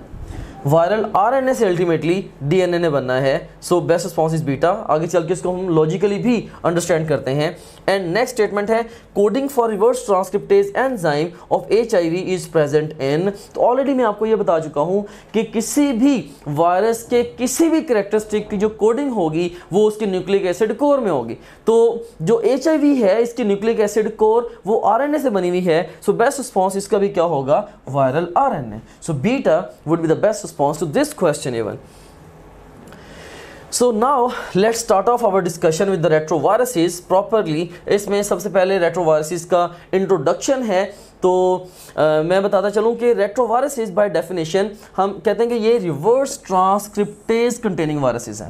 Right, these are the viruses which are reverse transcriptase containing. So ये एक group of viruses है जिनमें reverse transcriptase एक unique enzyme है। Right, so ये reverse transcriptase नाम से ही जाहिर है ये रिवर्स ट्रांसक्रिप्शन करवा सकता है। जस्ट इमेजिन कि ओवरऑल हमें पता है कि डीएनए से आरएनए का बनना ये क्या है, डीएनए से आरएनए का बनना दिस इज ट्रांसक्रिप्शन, ये होती है ट्रांसक्रिप्शन। और आरएनए के अकॉर्डिंगली फिर प्रोटीन का बनना ये होती है translation, this is translation. Transcription and translation के ज़रिए जो हमारी डिफरेंट जीन्स हैं वो एक्सप्रेस होती हैं, लेकिन आरएनए से फिर डीएनए का बनना this is the reverse transcription. और ये जो रिवर्स ट्रांसक्रिप्शन है ये इन वायरसेस के अंदर ये होती है जिनके अंदर रिवर्स ट्रांसक्रिप्टेज एंजाइम होता है। Right, so all the viruses which are having reverse transcriptase enzyme they are labeled as a retroviruses। So अगर एग्जाम आपसे क्वेश्चन पूछता है कि all retroviruses are RNA viruses? Would it be a right statement और wrong statement? Of course this is right statement, क्योंकि जिसके अंदर भी रिवर्स ट्रांसक्रिप्टेज होगा इसका ऑटोमेटिकली मतलब ये है कि उसके अंदर जो न्यूक्लिक एसिड कोर है वो आरएनए से बनी है, और इसका ऑटोमेटिकली मतलब ये है कि रिवर्स ट्रांसक्रिप्टेज एंजाइम भी उसके अंदर प्रेजेंट है जो उस आरएनए से फर्दर डीएनए बनवाएगा। उसके बाद नेक्स्ट आप देखें कि ये जो वायरस है ये आरएनए एंड एनवेलप्ड वायरसेस हैं। जितने भी रेट्रो वायरसेस हैं यू कैन से कि ये आरएनए एनवेलप्ड वायरसेस है। इसमें से एक कॉमन मेंबर जो है वो ह्यूमन इम्यून डेफिशिएंसी वायरस है, वो भी आरएनए एनवेलप्ड ही है। और इनमें से बहुत सारे ऑन्को वायरसेस होते हैं। अब ऑन्को वायरस क्या होता है? A virus which has got oncogenic potential, यानी कि एक नॉर्मल सेल को एक कैंसरस सेल में कन्वर्ट करने की जो सलाहियत रखता है, राइट, या एक नॉर्मल सेल को ट्यूमर सेल में जो कन्वर्ट करने की सलाहियत रखता है, हम कहते हैं ये ऑन्को वायरस है, राइट। सो वैसे तो बहुत सारे वायरसेस का जो ऑन्कोजेनिक पोटेंशियल है वो डिस्कवर हो चुका है। सो जो रेट्रो वायरसेस हैं इनमें से भी बहुत सारे जो वायरसेस हैं वो they have got oncogenic potential, so many of them they are oncoviruses. और उसके बाद फिर मोस्ट फेमिलियर जो रेट्रो वायरस है वो HIV है, जो कि कॉजेटिव एजेंट है किसका? एड्स का। सो इस फोटोग्राफ में भी आप देख सकते हैं कि overall you have got the HIV RNA, उससे रिवर्स ट्रांसक्रिप्शन हुई and you got the HIV DNA। सो ये वाला जो रिएक्शन है ये this is catalysed by the reverse transcriptase enzyme and which is present in the retroviruses. So reverse transcriptase enzyme can convert viral RNA into the viral DNA. So ये क्या कर रहा है? ये viral RNA को viral DNA में convert करेगा, right. So viral RNA को वायरल डीएनए में। सो एग्जाम डिफरेंट कॉम्बिनेशन में पूछ सकता है कि रिवर्स ट्रांसक्रिप्टेज ये वायरल डीएनए को आरएनए में या होस्ट आरएनए को डीएनए में या डिफरेंट वेज में आपसे क्वेश्चन पूछ सकता है। So basically reverse transcriptase enzyme क्या करेगा? वायरल आरएनए को वायरल डीएनए में, दोनों वर्ड्स याद रखिएगा, वायरल आरएनए को वायरल डीएनए में कन्वर्ट करेगा। And viral DNA can be incorporated into the host genome as provirus. So होता क्या है कि रेट्रोवायरसेस होस्ट सेल के अंदर एंटर होते हैं। Of course they are viruses, they are obligate intracellular parasites, they have to enter into cell. तो जब ये सेल्स के अंदर एंटर होते हैं, होस्ट सेल्स के अंदर एंटर होते हैं, तो वहाँ पे जाके आरएनए से पहले डीएनए बनेगा, वो DNA all the way nucleus में जाता है और वहाँ पे जाके वो होस्ट के डीएनए के साथ अपने बॉन्ड बनाता है। और अब वो वायरल डीएनए जो कि होस्ट के डीएनए के साथ इनकॉर्पोरेट हो गया हो, उसको हम क्या बोलते हैं? उसको बोलते हैं this is provirus. So by definition, provirus is the viral DNA. It's not RNA. It's viral DNA incorporated into the host's DNA. इसको हम फर्दर डिटेल में भी आगे डिस्कस करते हैं जब हम HIV का लाइफ साइकिल डिस्कस करेंगे। इसमें आप देख सकते हैं इस फोटोग्राफ में भी कि you have got the DNA, इसकी ट्रांसक्रिप्शन से you got the RNA, RNA की ट्रांसलेशन से you got the amino acid chain, और उसकी फोल्डिंग से यू गॉट द प्रोटीन। और रिवर्स ट्रांसक्रिप्शन क्या है? RNA से DNA का बनना, ये रिवर्स ट्रांसक्रिप्शन है। End of course this is because of the reverse transcriptase enzyme. I have got a question for you at this stage. HIV can infect, A option is helper T lymphocytes, B option is red blood cells, C option is cells in the central nervous system, D option is helper T lymphocytes and cells in the central nervous system, E option is all of the above। तो इसमें से देखें कि जो HIV है ये RBCs को infect नहीं कर सकता। क्यों नहीं कर सकता? क्योंकि HIV को सेल्स में एंटर होने के लिए ख़ास तरह के CD4 रिसेप्टर्स चाहिए, और वो जो रिसेप्टर्स हैं वो RBCs के ऊपर मौजूद नहीं हैं। हाँ, वो हेल्पर T lymphocytes के ऊपर और CNS के सेल्स के ऊपर और इवन बॉडी के और भी बहुत सारे सेल्स के ऊपर वो मौजूद हैं। तो इसका जो बहरहाल इस क्वेश्चन के अंदर जो बेस्ट आंसर होगा that would be delta. Helper T lymphocytes and the cells in the CNS ये बेसिकली HIV से इन्फेक्ट होंगे। So here we have got the acquired immunity deficiency syndrome, जिसके बारे में मैंने आपको ऑलरेडी बताया कि HIV डिजीज़ की जो लास्ट स्टेज है वो अक्वायर्ड इम्यूनिटी डेफिशिएंसी सिंड्रोम है। अब हम इसके इंट्रोडक्शन पे थोड़ी सी बात करते हैं, खासतौर पे ह्यूमन इम्यून डेफिशिएंसी वायरस जो कि कॉजेटिव एजेंट है एड्स का, उसके इंट्रोडक्शन पे बात करते हैं। जो seen here HIV it mainly infects the helper T lymphocytes। अब हेल्पर T lymphocytes जो हैं बेसिकली हम कहते हैं कि they are core commanders of our immune system. Basically जो T हेल्पर सेल्स हैं they are regulators of our immune response, या इसको आप सादा लफ्ज़ों में इस तरह से भी आप अंडरस्टैंड कर सकते हैं कि हमारी वाइट ब्लड सेल्स में से एक कैटेगरी है लिम्फोसाइट्स की, और उसकी भी आगे एक सब कैटेगरी है टी हेल्पर सेल्स की। तो टी हेल्पर सेल्स ने आप ये समझ लें कि फ्री एसएमएस पैकेज लिया हुआ है। जब भी कोई इन्फेक्शन होगा तो उसमें होता ये है कि टी हेल्पर सेल्स या डिफरेंट बॉडी के सेल्स तक ये अपना मैसेज भेजते हैं कि this is what you are suppose to do and this is what you are suppose to do and this is what you are suppose to do. So different cells तक message भेज के coordinated response इन्होंने generate करवाना होता है। तो जो ads है, एड्स का जो वायरस है या HIV है, वो इन्हीं हेल्पर टी सेल्स को ही इन्फेक्ट करता है और उसको इसलिए इन्फेक्ट कर पाता है क्योंकि इनके ऊपर CD4 रिसेप्टर्स प्रेजेंट हैं।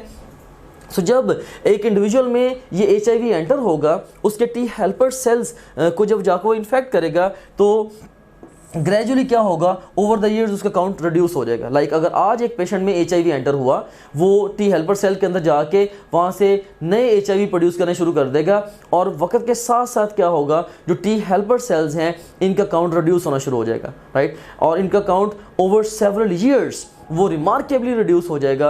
और जब इतना रिड्यूस हो जाएगा कि इवन जो कॉमन बग्स हैं जो कि रूटीनली हमें कभी भी इन्फेक्शन कॉज नहीं कर सकते, इवन वो हमारी बॉडी के अंदर भी रहते हो तो भी इन्फेक्शन कॉज नहीं कर सकते, वो भी इन्फेक्शन कॉज करना शुरू कर देते हैं। अब हम कहते हैं कि दिस स्टेज इज एड्स, ठीक है। सो वो जो HIV डिजीज़ की लास्ट स्टेज है वो एड्स है। बहरहाल इसमें देखें कि HIV हेल्पर टी लिम्फोसाइट्स को इन्फेक्ट करता है, जिसकी वजह से उनका count over the years reduce होता है, जिसकी वजह से इम्यूनिटी डेफिशिएंट हो जाती है। और कौन सी इम्यूनिटी डेफिशिएंट होती है, ऑफ कोर्स डेफिशिएंट होती है ऑफ कोर्स इसका एक्वायर्ड लिम्ब।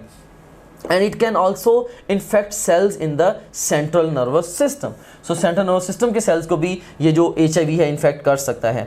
और इसमें ये भी एक की पॉइंट इसका आपकी बुक में मेंशन्ड है कि HIV multiplies in monkey but not cause the disease because it is host specific. So HIV ये मंकी में ओवरऑल ये मल्टीप्लाई तो हो सकता है, लेकिन समहाउ उसके अंदर ये इम्यून डेफिशिएंसी कॉज नहीं करेगा, लेकिन ये ह्यूमन्स के अंदर ये कॉज कर सकता है। और इसकी ट्रांसमिशन के बारे में हम ऑलरेडी भी स्टडी कर चुके हैं, लेकिन इसकी ट्रांसमिशन जब वो डिफरेंट बॉडी फ्लूइड्स के जरिए होती है, जिसमें sexual contact top the line है।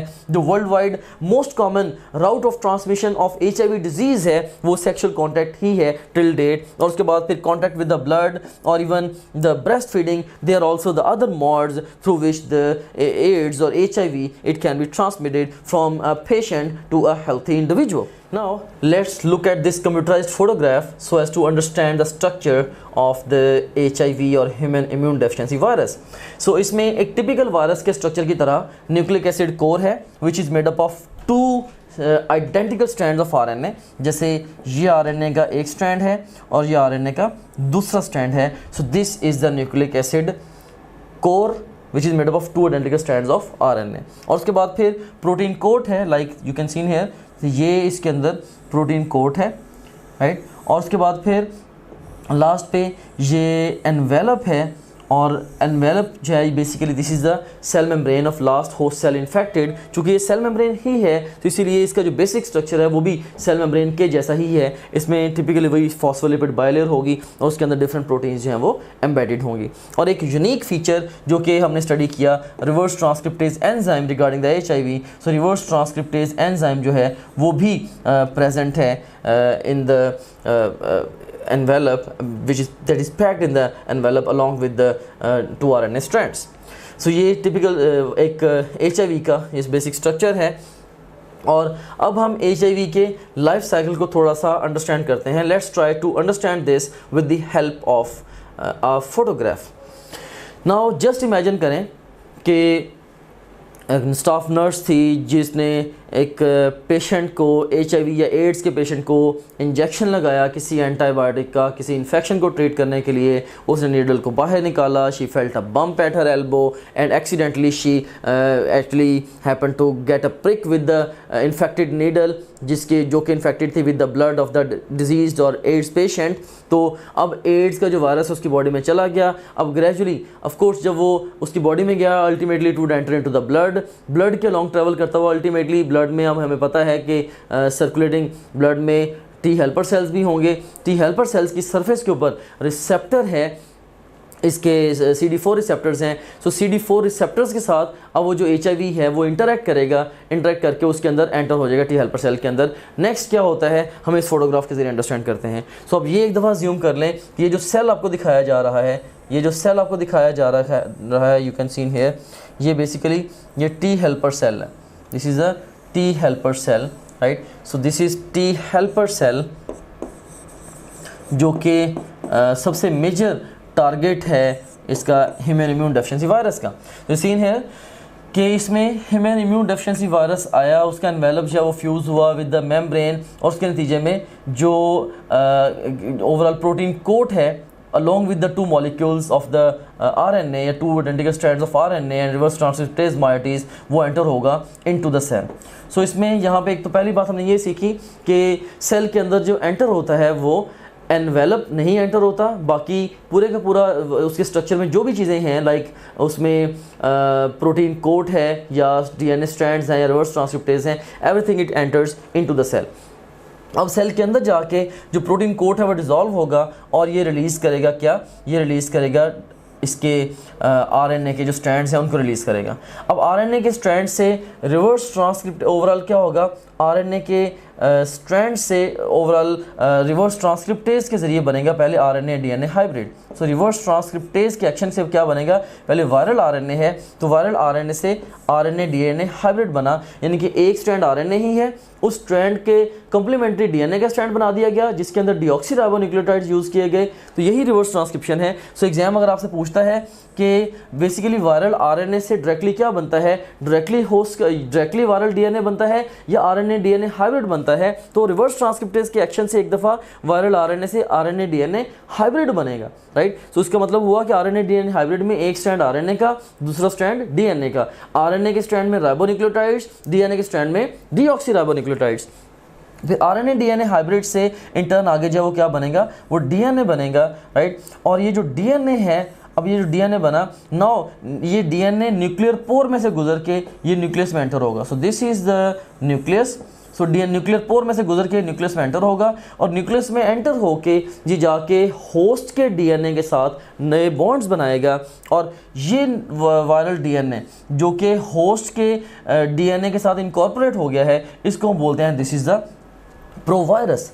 और बेसिकली इसी प्रोवायरस को अभी तक सेपरेट कराने का हमारे पास कोई तरीकाकार नहीं है। लाइक HIV जब ये जाके बॉन्ड्स बना लेता है विद आर DNA, या हमारे टी हेल्पर सेल्स के जो DNA है उसके साथ जब ये बॉन्ड्स बना लेता है, तो इसको सेपरेट करने का कोई तरीका नहीं है। अगर हम कोई भी वे डिवाइस कर सके कि ये RNA वहाँ से सेपरेट हो सके, may be that would be the day कि हम कह सकेंगे हमने इसकी जो HIV की ट्रीटमेंट है उसको डिस्कवर कर लिया।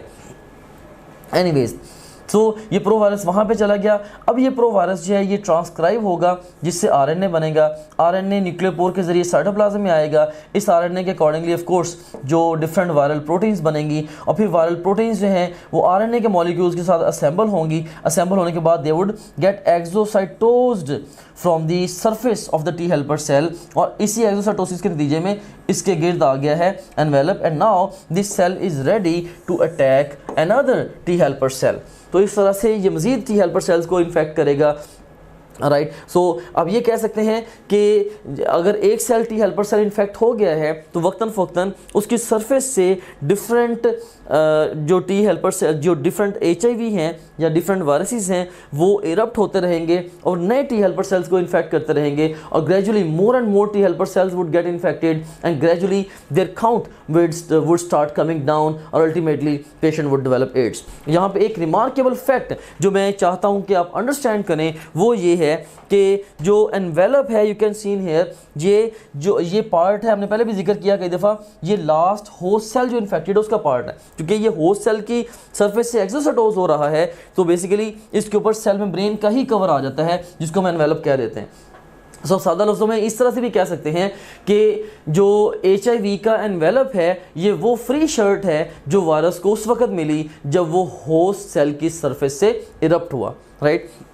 सो एनवेलप, सो इसलिए अब इस सारे के सारे प्रोसेस को हम सम अप भी करते हैं, जिसमें हम देख सकते हैं कि सबसे पहले जो HIV है ये टी हेल्पर सेल या कोई भी अगर CD4 पॉजिटिव सेल है उसकी सरफेस पे जाके अटैच होगा। ऑफ कोर्स ये जो अटैचमेंट होनी है ये CD4 रिसेप्टर्स के ज़रिए होनी है, CD4 रिसेप्टर्स के ज़रिए।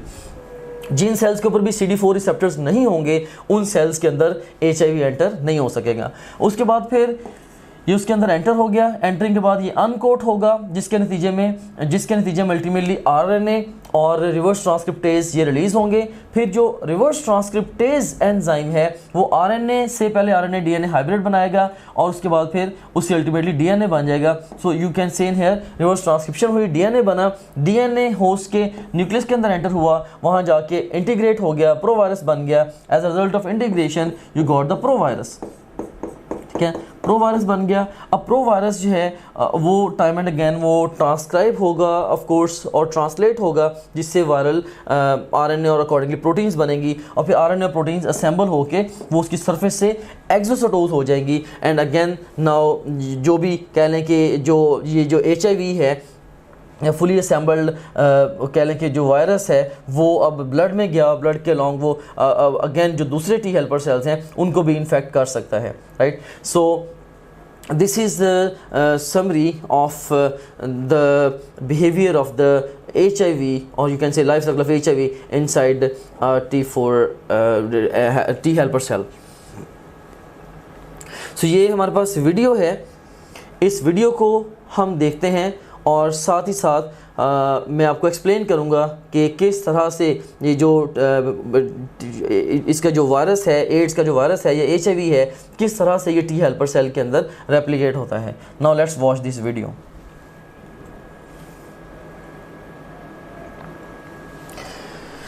सो यू सीन हियर कि ये हमारे पास टी हेल्पर सेल की मेम्ब्रेन है और ये इसके ऊपर CD4 सेल है, ये HIV है, ह्यूमन इम्यून डेफिशिएंसी वायरस।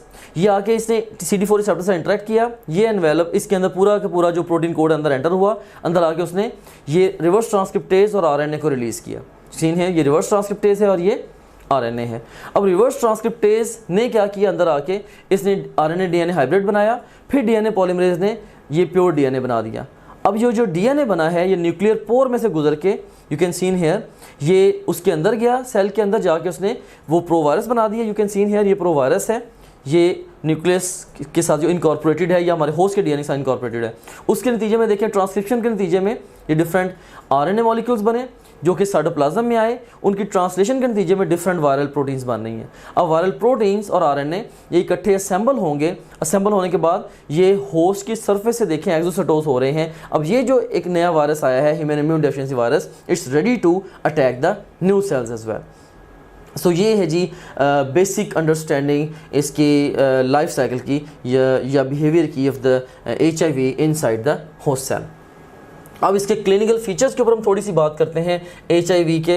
तो इसके क्लिनिकल फीचर्स में सीन हेयर एक तो सीवियर नमोनिया डेवलप होने के चांसेस होते हैं एड्स के पेशेंट्स में, फिर वेस्कुलर कैंसर इनके अंदर रिपोर्टेड है, सडन वेट लॉस होगा, लिम्फ नोड स्वेल होंगे जगह जगह because of the repeated infections, because of the immune deficiency, और जनरलाइज लॉस होगा इम्यून फंक्शन का।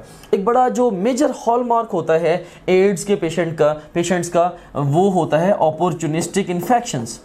अपॉर्चुनिस्टिक इन्फेक्शंस, अब जो अपॉर्चुनिस्टिक इन्फेक्शंस हैं ये क्या होते हैं, यू सीन हियर कि कुछ ऐसे इन्फेक्टिव एजेंट्स होते हैं जो कि हमारी बॉडी में नॉर्मली भी प्रेजेंट होते हैं। फॉर एग्जांपल कैंडिडा एल्बिकेंस एक फंगस है, एक यीस्ट है जो कि हमारी ओरल कैविटी में प्रेजेंट है। तो कैंडिडा एल्बिकेंस ओरल कैविटी में प्रेजेंट होने के बावजूद ये कभी भी हमारे अंदर डिजीज़ कॉज नहीं कर सकती अगर हमारा इम्यून सिस्टम इंटैक्ट है। लेकिन अगर एड्स का पेशेंट होगा तो उसमें चूंकि इम्यून सिस्टम कॉम्प्रोमाइज़ होगा, तो अब ये जो ऑफ कोर्स जब इम्यून सिस्टम कॉम्प्रोमाइज़ है तो ये एक बहुत वीक जो एक फंगस है या यीस्ट है, तो अब ये क्या करेगी, ये भी वहाँ पे ग्रो करना मैनेज करेगी। Ultimately it can cause the oral thrush. तो इसी तरह से बहुत सारे जो और भी बग्स हैं हमारी बॉडी में जो डिफरेंट साइड्स पे होते हैं वो डिफरेंट अपॉर्चुनिस्टिक इन्फेक्शंस कॉज करते हैं, जो कि एक बड़ा मेजर हॉलमार्क होता है एड्स के पेशेंट्स के अंदर। सो आप देख सकते हैं कि ये एक इंडिविजुअल है जब वो हेल्दी था उसकी लुक किस तरह की है, और उसके बाद जब उसमें फिर एड्स डेवलप हुई सीन है तो इसमें रिपीटेड इन्फेक्शंस हुए, खासतौर पे चेस्ट के इन्फेक्शन और इवन और ओवरऑल जनरल बॉडी के इन्फेक्शंस हुए, सीवियर वेट लॉस हुआ। अगर इसके लिम्फ नोड्स को जगह जगह पैल्पेट करेंगे इसके एक्जिला में या और नेक रीजन में, तो मे बी इसके लिम्फ नोड्स भी स्वोलन हो। सो ये basically you can seen here AIDS के पेशेंट और उसके ये फीचर्स हैं। I want you to memorize these features of AIDS patients जो कि आपकी टेक्स्ट बुक में लिखे गए हैं। इसके अलावा और भी बहुत सारे फीचर्स हैं ऑफकोर्स। जो एड्स के पेशेंट्स की जो क्लिनिकल प्रेजेंटेशन है वो ऑफकोर्स डिपेंड करती है कि उसमें इन्फेक्शन कौन सा है, राइट। अब चूंकि इम्यून सिस्टम डिस्टर्ब्ड है, हेड टू टो किसी भी एरिया का इन्फेक्शन हो सकता है, और जिस भी एरिया का इन्फेक्शन होगा उस इन्फेक्शन के सिम्टम्स के साथ पेशेंट प्रेजेंट करेगा। लेकिन आपके एग्जाम के लिए आपकी जो बुक की वर्डिंग है ऑफकोर्स वो इंपॉर्टेंट है। सो बुक में जो इसके क्लिनिकल फीचर्स लिखे गए हैं आपने उनको ज़रा गौर से प्रिपेयर करना है। So with this we have concluded our discussion with the retroviruses। अब हमारे viruses का last area of discussion है that is the bacteriophages। अब हम bacteriophages पर अगर बात करें तो सबसे पहले question है the provirus state exists when A option is double stranded viral DNA is integrated into host cell chromosome, या बी ऑप्शन है single stranded viral RNA is integrated into host cell chromosome, C option है double stranded viral RNA is integrated into host cell chromosome, या single stranded RNA is present as a plasmid in the host cell. The best response to this question is when double stranded viral RNA is integrated into host cell chromosome, जैसे कि अभी हमने discuss भी किया है। एक और question है receptor site on bacteria for adsorption of bacteriophage is present on, A option is cell wall, B option is cell membrane, C option is capsule, D option is none of these, and best response to this question is cell wall, it's not the cell membrane, remember this fact. फिर next question है which of the following acts as bridge between lytic and the lysogenic cycle, A option is penetration, B option is induction, C option is temperate phage, and D option is virulent phage. तो इनमें से जो bridge reaction है between the lytic and the lysogenic cycle that is induction, इसको हम आगे चल के डिटेल से डिस्कस भी करते हैं। नेक्स्ट स्टेटमेंट है the bacteriophage which can exist for very long time is, A option is lysogenic phage, B option is temperate phage, C option is virulent phage, D option is lysogenic or the temperate phage। तो यहाँ पे condition क्या है bacteriophage which can exist for very long time, of course it has to be lysogenic or the temperate phage, they actually both mean the same, right? Lysogenic or temperate is same thing। सो इसके बाद अब देखेंगे, अब हम bacteriophages को detail से discuss करते हैं। सबसे पहले बैक्टीरियोफेजिस का इंट्रोडक्शन है, तो इनके नाम से ही जाहिर है they are bacteriophages means they are bacteria eaters. इसका मतलब है कि ये वो वायरसेस हैं जो कि बैक्टीरिया को इन्फेक्ट करेंगे। You seen here the viruses which infect bacteria and cause their lysis, right.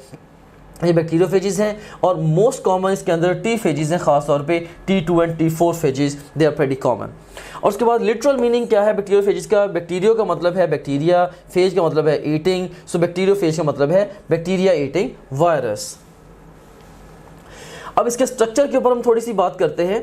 तो स्ट्रक्चर के हवाले से जो बैक्टीरियोफेज है it has got a head and it has got the head and it has got the tell.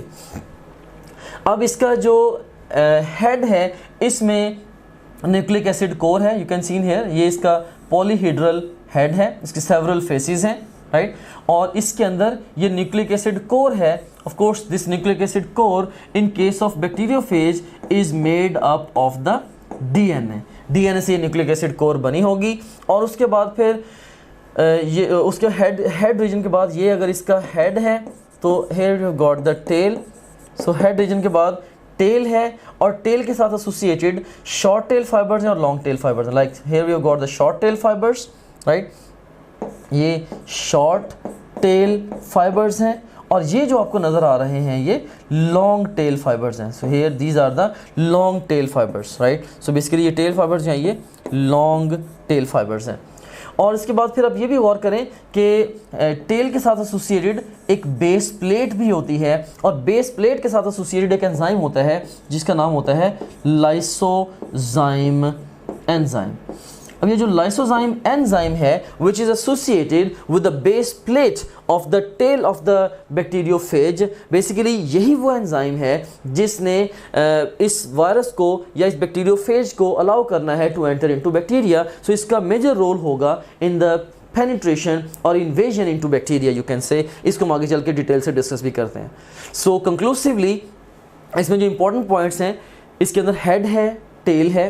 Head में nucleic acid core DNA से बनी है और इसके जो प्रोटीन कोट है वो पॉलीहेड्रल है, उसके सेवरल फेसेस हैं, इसके अंदर फिर लॉन्ग और शॉर्ट टेल फाइबर्स हैं और बेस प्लेट है जिसके साथ एसोसिएटेड लाइसोजाइम एंजाइम है जो कि इसकी पेनिट्रेशन या इन्वेजन में इनटू बैक्टीरिया हेल्प करेगा। So this is all about the structure of the bacteriophage. अब एक क्वेश्चन है इस स्टेज पे हमारे पास, the virus which can take control of host biosynthetic machinery without becoming incorporated into host genome is polio virus, bacteriophage, HIV bacteriophage and the HIV. तो हमने इसमें डिस्कस किया कि अभी ओवरऑल जो बैक्टीरियोफेज है ये होस्ट सेल में इनकॉर्पोरेट हुए बगैर पूरी मशीनरी को वो हाईजैक करेगा और अल्टीमेटली उसके अंदर होस्ट के जीनोम के अंदर इनकॉर्पोरेट नहीं होगा। बाकी पोलियो वायरस भी होस्ट के जीनोम में इनकॉर्पोरेट होता है। इवन एचआईवी के बारे में भी हम डिटेल से स्टडी करके आए हैं, ये भी एचआईवी वायरस का जो डीएनए इससे बनेगा अल्टीमेटली वो भी होस्ट के जीनोम में इनकॉर्पोरेट होगा। So best response is beta to this question. अब एक और रेंज है क्वेश्चंस की हमारे पास, A option is attachment, B option is penetration और invasion which is one and the same thing. I always like to tell same things to my students because जो options हैं उनमें सेम जो terminologies हैं वो डिफरेंट वर्डिंग्स के साथ appear हो सकती हैं। तो इसीलिए मैं हमेशा मेरी एक टेंडेंसी होती है कि मैं जो एक ही अगर चीज़ के कई सारे नाम हैं तो वो सारे के सारे नाम मैं किसी न किसी तरीके से क्वेश्चंस के ज़रिए या ओवरऑल अपनी डिस्क्रिप्शंस के ज़रिए आपको बता दूँ। सो बहरहाल अटैचमेंट, उसके बाद बी ऑप्शन है पेनिट्रेशन और invasion, C option is multiplication, D option is lysis, E option is lysogeny and F option is induction. और हमारे पास कमांड क्या है, choose a single best answer for each statement. और पहली स्टेटमेंट क्या है, which of the following is first step in bacteriophage life cycle. Of course इसमें जो सबसे पहला स्टेप है that is attachment to the host cell surface. और नंबर टू पे जो स्टेटमेंट है हमारे पास वो क्या है, the process in which viral DNA instead of taking control of host machinery becomes incorporated into the bacterial chromosome is known as. तो अगर इनकॉर्पोरेट हो गया ऑफ कोर्स इसको फिर हम क्या बोलेंगे, दिस इज लाइसोजेनी। और उसके बाद भी नेक्स्ट देखें, in bacteriophage life cycle lysozyme enzyme is involved in, अभी जैसे हमने डिस्कस किया कि समहाउ ये पेनिट्रेशन या इन्वेजन में इन्वॉल्व है। और उसके बाद नेक्स्ट अब देखें, in bacteriophage life cycle which is bridge reaction between lytic and the lysogenic cycle. तो इसमें से जो इंडक्शन है ये लिटिक और लाइसोजेनिक साइकिल में ब्रिज रिएक्शन है। सो ये एक ग्राफिकल फोटोग्राफ है। बेसिकली ये जो बिहेवियर है T4 फेज का इनसाइड द बैक्टीरिया ये उसको ये सम अप कर रही है। So this is a conceptual diagram on the behaviour of the T4 phase. यहाँ पे मैंने कीवर्ड बिहेवियर यूज़ किया है, लाइफ साइकिल यूज़ नहीं किया। वैसे तो लाइफ साइकिल को भी यूज़ कर सकते हैं लेकिन बिहेवियर एक मोर अप्रोप्रिएट वर्ड इस सेंस में है कि हम वायरसेस को प्रॉपरली लिविंग थिंग्स डॉक्यूमेंट नहीं करते। तो अगर हम उनको प्रॉपरली लिविंग थिंग्स ही नहीं कहते तो हम उनका लाइफ साइकिल कैसे डिस्कस करें। So I think behaviour is more appropriate word. Anyways इसमें अब देखें कि सबसे पहले हम स्टार्टअप लेते हैं कि सबसे पहला काम क्या होना है कि जो वायरस है या जो बैक्टीरियोफेज है ये अटैच होगा on the surface of bacteria. और ये इसको बोलते हैं, इसको अटैचमेंट भी बोलते हैं। और ये अटैचमेंट होगी via adsorption via the surface receptors. अब ये जो रिसेप्टर्स हैं बेसिकली ये बैक्टीरिया की सरफेस पे प्रेजेंट हैं, राइट। सो अटैचमेंट होती है via the surface receptors which are present on the bacterial cell wall. Bacterial cell wall के साथ एसोसिएटेड वो रिसेप्टर्स हैं, राइट। सो जस्ट इमेजिन करें कि अगर ये मेरा हैंड जो है ये बैक्टीरिया की सरफेस को रिप्रेजेंट कर रहा है तो इसके अंदर रिसेप्टर है, राइट। सो जब बैक्टीरियोफेज आएगा तो बैक्टीरियोफेज आके बैक्टीरियल सेल की सरफेस पे जो रिसेप्टर है वो उसके ऊपर लैंड करेगा, उसके साथ इंटरेक्ट करेगा जिसके नतीजे में वो सेल के अंदर या बैक्टीरिया के अंदर एंटर होगा। सो यहाँ पे ये जो रिसेप्टर है याद रखिएगा ये वायरस की सरफेस पे रिसेप्टर नहीं है, ये बैक्टीरियल सरफेस पे रिसेप्टर है। उसके बाद आप देखें as a result of this attachment ultimately क्या होगा कि वो जैसे ही बैक्टीरियोफेज लैंड किया on the surface of the bacteria, right, जैसे वो लैंड किया तो वहाँ पे लैंड करके रिलीज करेगा लाइसोजाइम एंजाइम। उसकी बेस प्लेट से जो एसोसिएटेड लाइसोजाइम एंजाइम है वो रिलीज करेगा जिससे बैक्टीरियल सेल वॉल को डिसॉल्व करेगा। अब जस्ट इमेजिन करें कि अगर ये बैक्टीरियल सेल वॉल है इसके ऊपर अगर ये बैक्टीरियोफेज लैंड करता है, लैंड करके यहाँ पे इसकी जो बेस प्लेट है वो लाइसोजाइम एंजाइम रिलीज करेगी जिसके नतीजे में इसमें एक होल क्रिएट होगा सेल वॉल में। अल्टीमेटली लाइसोजाइम एंजाइम की मदद से फिर जो इसका बैक्टीरियोफेज का डीएनए है वो होस्ट सेल के अंदर एंटर हो जाएगा। सो यू कैन सीन हियर कि पेनिट्रेशन या इन्वेजन होती है वाया लाइसोजाइम एंजाइम। और यहाँ पे एक इंपॉर्टेंट फैक्ट टू रिमेंबर ये है कि only DNA enters into the cell. बाकी जितने भी चीज़ें इसके स्ट्रक्चर में हमने पढ़ी हैं, भले वो इसका प्रोटीन कोट है या टेल है या फाइबर्स हैं, टेल फाइबर्स हैं, सारी चीज़ें बाहर रहती हैं, सिर्फ एक चीज़ एंटर होती है और वो डीएनए है। हमने एचआईवी के केस में डिफरेंटली पढ़ा है। उसके केस में पूरा प्रोटीन कोट जिसके अंदर आरएनए के दोनों स्ट्रैंड्स और रिवर्स ट्रांसक्रिप्टेज सब कुछ एंटर होता है हेल्पर डी सेल के अंदर, लेकिन यहाँ पे सिर्फ और सिर्फ डीएनए एंटर होता है। ये एक मेजर डिफरेंस है बहरहाल। So DNA would enter into the host which is of course bacterium. अब एंट्री के बाद डीएनए जैसे ही एंटर हुआ बैक्टीरियम के अंदर, तो अब ये जो डीएनए है ये दो ऑप्शन में से कोई एक ऑप्शन ऑप्ट कर सकता है, राइट। ये डिपेंड करता है कि वो वायरस कैसा है। अगर तो वो विरुलेंट फेज होगा यानी कि अग्रेसिव फेज होगा तो मे बी इसकी टेंडेंसी होगी कि बैक्टीरियल सेल को लाइज करे, राइट। और अगर वो टेम्परेट फेज होगा तो इसकी में भी टेंडेंसी होगी कि ये बैक्टीरियल सेल को लाइज ना करे बल्कि उसके साथ ही ये अपनी ओवरऑल ये रहता रहे, उसके साथ को एग्जिस्ट करे। बहरहाल इसको हम देखते हैं कि पेनिट्रेशन के बाद अब एक तो ऑप्शन ये है कि ये जाके बैक्टीरियल क्रोमोसोम को डिसॉल्व कर दे, जो कि ऑफ कोर्स उस वक्त इसकी एंट्री से पहले बैक्टीरिया के सारे मेटाबॉलिज्म को रेगुलेट कर रहा था, उसका कंट्रोलिंग पॉइंट था। सो ये जाके जो वायरल डीएनए है ये बैक्टीरियल डीएनए को डिसॉल्व करे और ये जो बैक्टीरियल मशीनरी है सारी की सारी उसको हाईजैक कर ले, राइट। सो उसको हाईजैक करके फिर बैक्टीरियल चूँकि क्रोमोसोम डिसॉल्व हो गया, अब जो बैक्टीरियल मशीनरी है जितनी भी सिंथेटिक मशीनरी सेल की, उस मशीनरी को वायरल डीएनए यूज़ करेगा और वायरस कह लें कि बैक्टीरियल मशीनरी से अपने डिफरेंट पार्ट्स बनवाएगा, लाइक अपने हेड को बनवाएगा, टेल बनवाएगा, long tail, short tail fibres and so on, lysozyme enzyme, सारी की सारी जो डिफरेंट चीज़ें हैं वो बैक्टीरियल सेल से बनवाएगा। हाँ, यहाँ पे मैं एक और इम्पॉर्टेंट पॉइंट बताना आपको चाहता हूँ कि वायरस के अपने पास कोई भी सिंथेटिक मशीनरी एग्जिस्ट नहीं करती। सो वायरस के जो 100% पार्ट्स हैं वो उसका होस्ट सेल ही सिंथेसाइज करता है। वायरस ना तो अपना डीएनए खुद बना सकता है, ना अपना प्रोटीन कोड खुद बना सकता है, ना कोई एंजाइम खुद बना सकता है।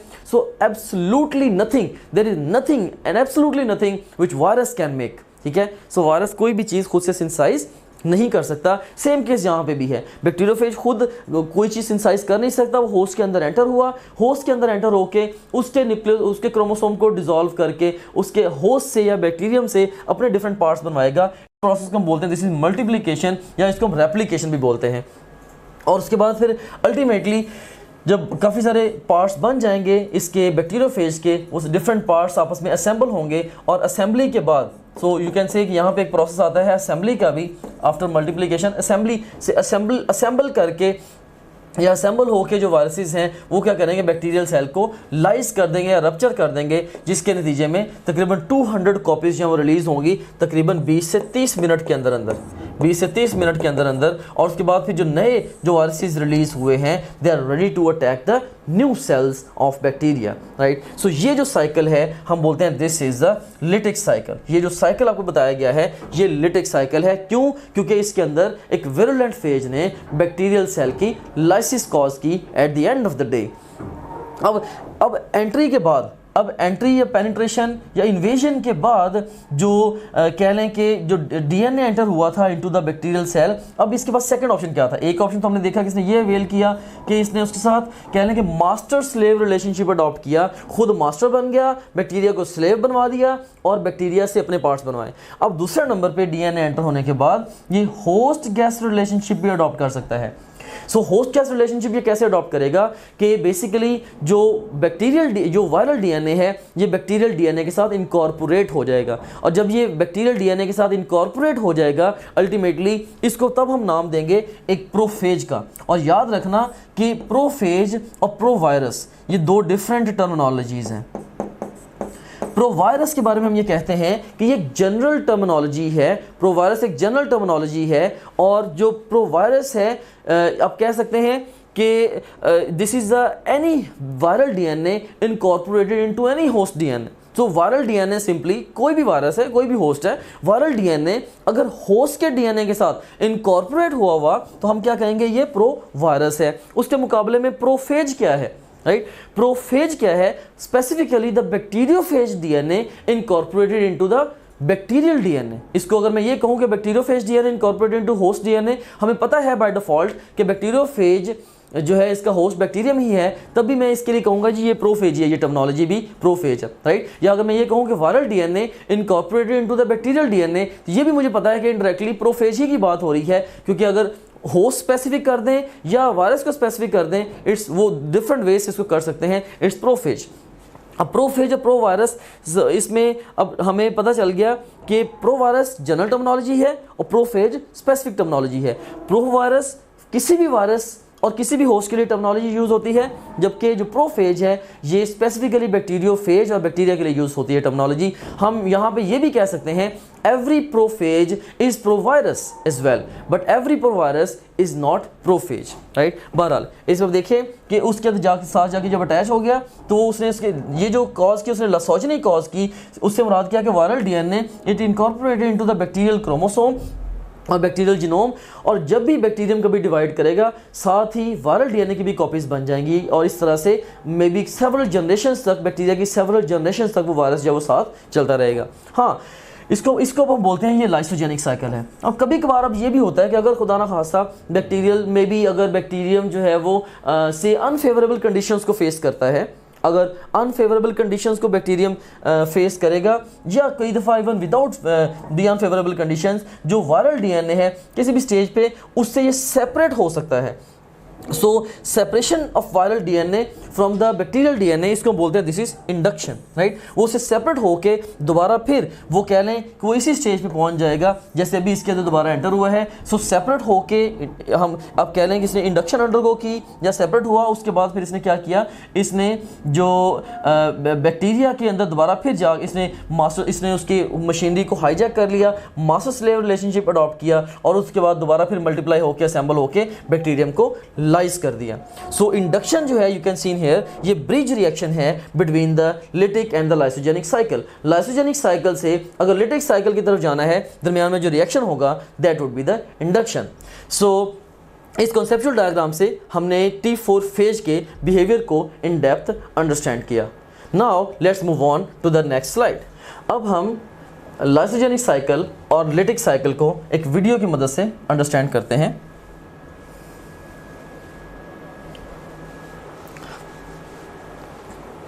So you can seen here, ये हमारे पास है जी एक बैक्टीरियम, ये आपको नज़र आ रहा है बैक्टीरियल क्रोमोसोम। सो ये बैक्टीरियम है और बैक्टीरियल क्रोमोसोम नज़र आ रहा है। ये वायरस आया और ये ओवरऑल रिसेप्टर साइट पे गया, इससे इंटरेक्ट किया, लाइसोजाइम एंजाइम रिलीज़ हुआ, होल क्रिएट हुआ, और डीएनए आप देख सकते हैं कि ये बैक्टीरियम के अंदर एंटर हुआ और बाकी हर चीज़ बाहर रह गई।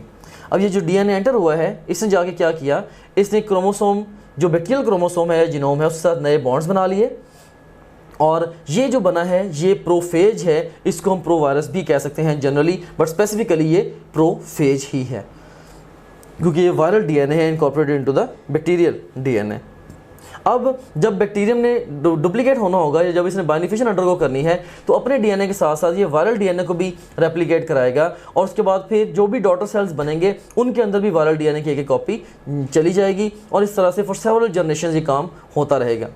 और उसके बाद फिर देखिए किसी भी स्टेज पे जो वायरल डीएनए है ये बैक्टीरियल डीएनए से सेपरेट हो जाएगा। ये सेपरेशन इज इंडक्शन, राइट। अब सेपरेट होकर इसने वायरल बैक्टीरियल डीएनए को डिसॉल्व कर दिया, और फिर उससे बैक्टीरियल मशीनरी से अपने डिफरेंट पार्ट्स बनवा के असेंबल करवा लिया, खुद को मल्टीप्लाई हो गया और उसको रप्चर करके बाहर आ गया। सो माय डियर स्टूडेंट, ये अभी तक हमने देखा था लाइसोजेनिक साइकिल एंड इंडक्शन। अब हम अंडरस्टैंड करते हैं ज़रा लिटिक साइकिल को। So please watch this video carefully once again. ये बैक्टीरियम है, इसकी सरफेस पे आया बैक्टीरियोफेज, आके इसने लाइसोजाइम एंजाइम को रिलीज़ किया, जिसकी मदद से होल क्रिएट हुआ, और viral DNA it entered into the bacterial cell. अब जैसे ही ये वायरल डीएनए इसके अंदर एंटर होगा, अंदर जाके ये इसके क्रोमोसोम को डिसॉल्व करा देगा। सो बैक्टीरियल क्रोमोसोम को जब इसने डिसॉल्व करा दिया, you can seen here, bacterial chromosome dissolve हो गया। इस तरह से अब जो बैक्टीरियल मशीनरी है ये सारी हो गई हाईजैक। अब ये जो वायरल डीएनए है ये बैक्टीरियल मशीनरी को यूज़ करते हुए अपनी डिफरेंट प्रोटीन्स और डिफरेंट पार्ट्स अपने बनवाता चला जाएगा। सो डिफरेंट पार्ट्स इसके सिंथेसाइज हुए, और सिंथेसाइज होने के बाद अल्टीमेटली वो असेंबल हो गए. You can see here they start getting assembled and after assembly ये बैक्टीरियल सेल को लाइज करेगा या रप्चर करेगा और रिलीज हो जाएगा. और हर एक वायरस जो कि रिलीज हो रहा है this is ready to attack another bacterial cell. So that's how the process will keep on going, and that's all about viruses. Thank you very much for the patient listening. I hope that you have enjoyed the process of learning with me. May Allah bless you.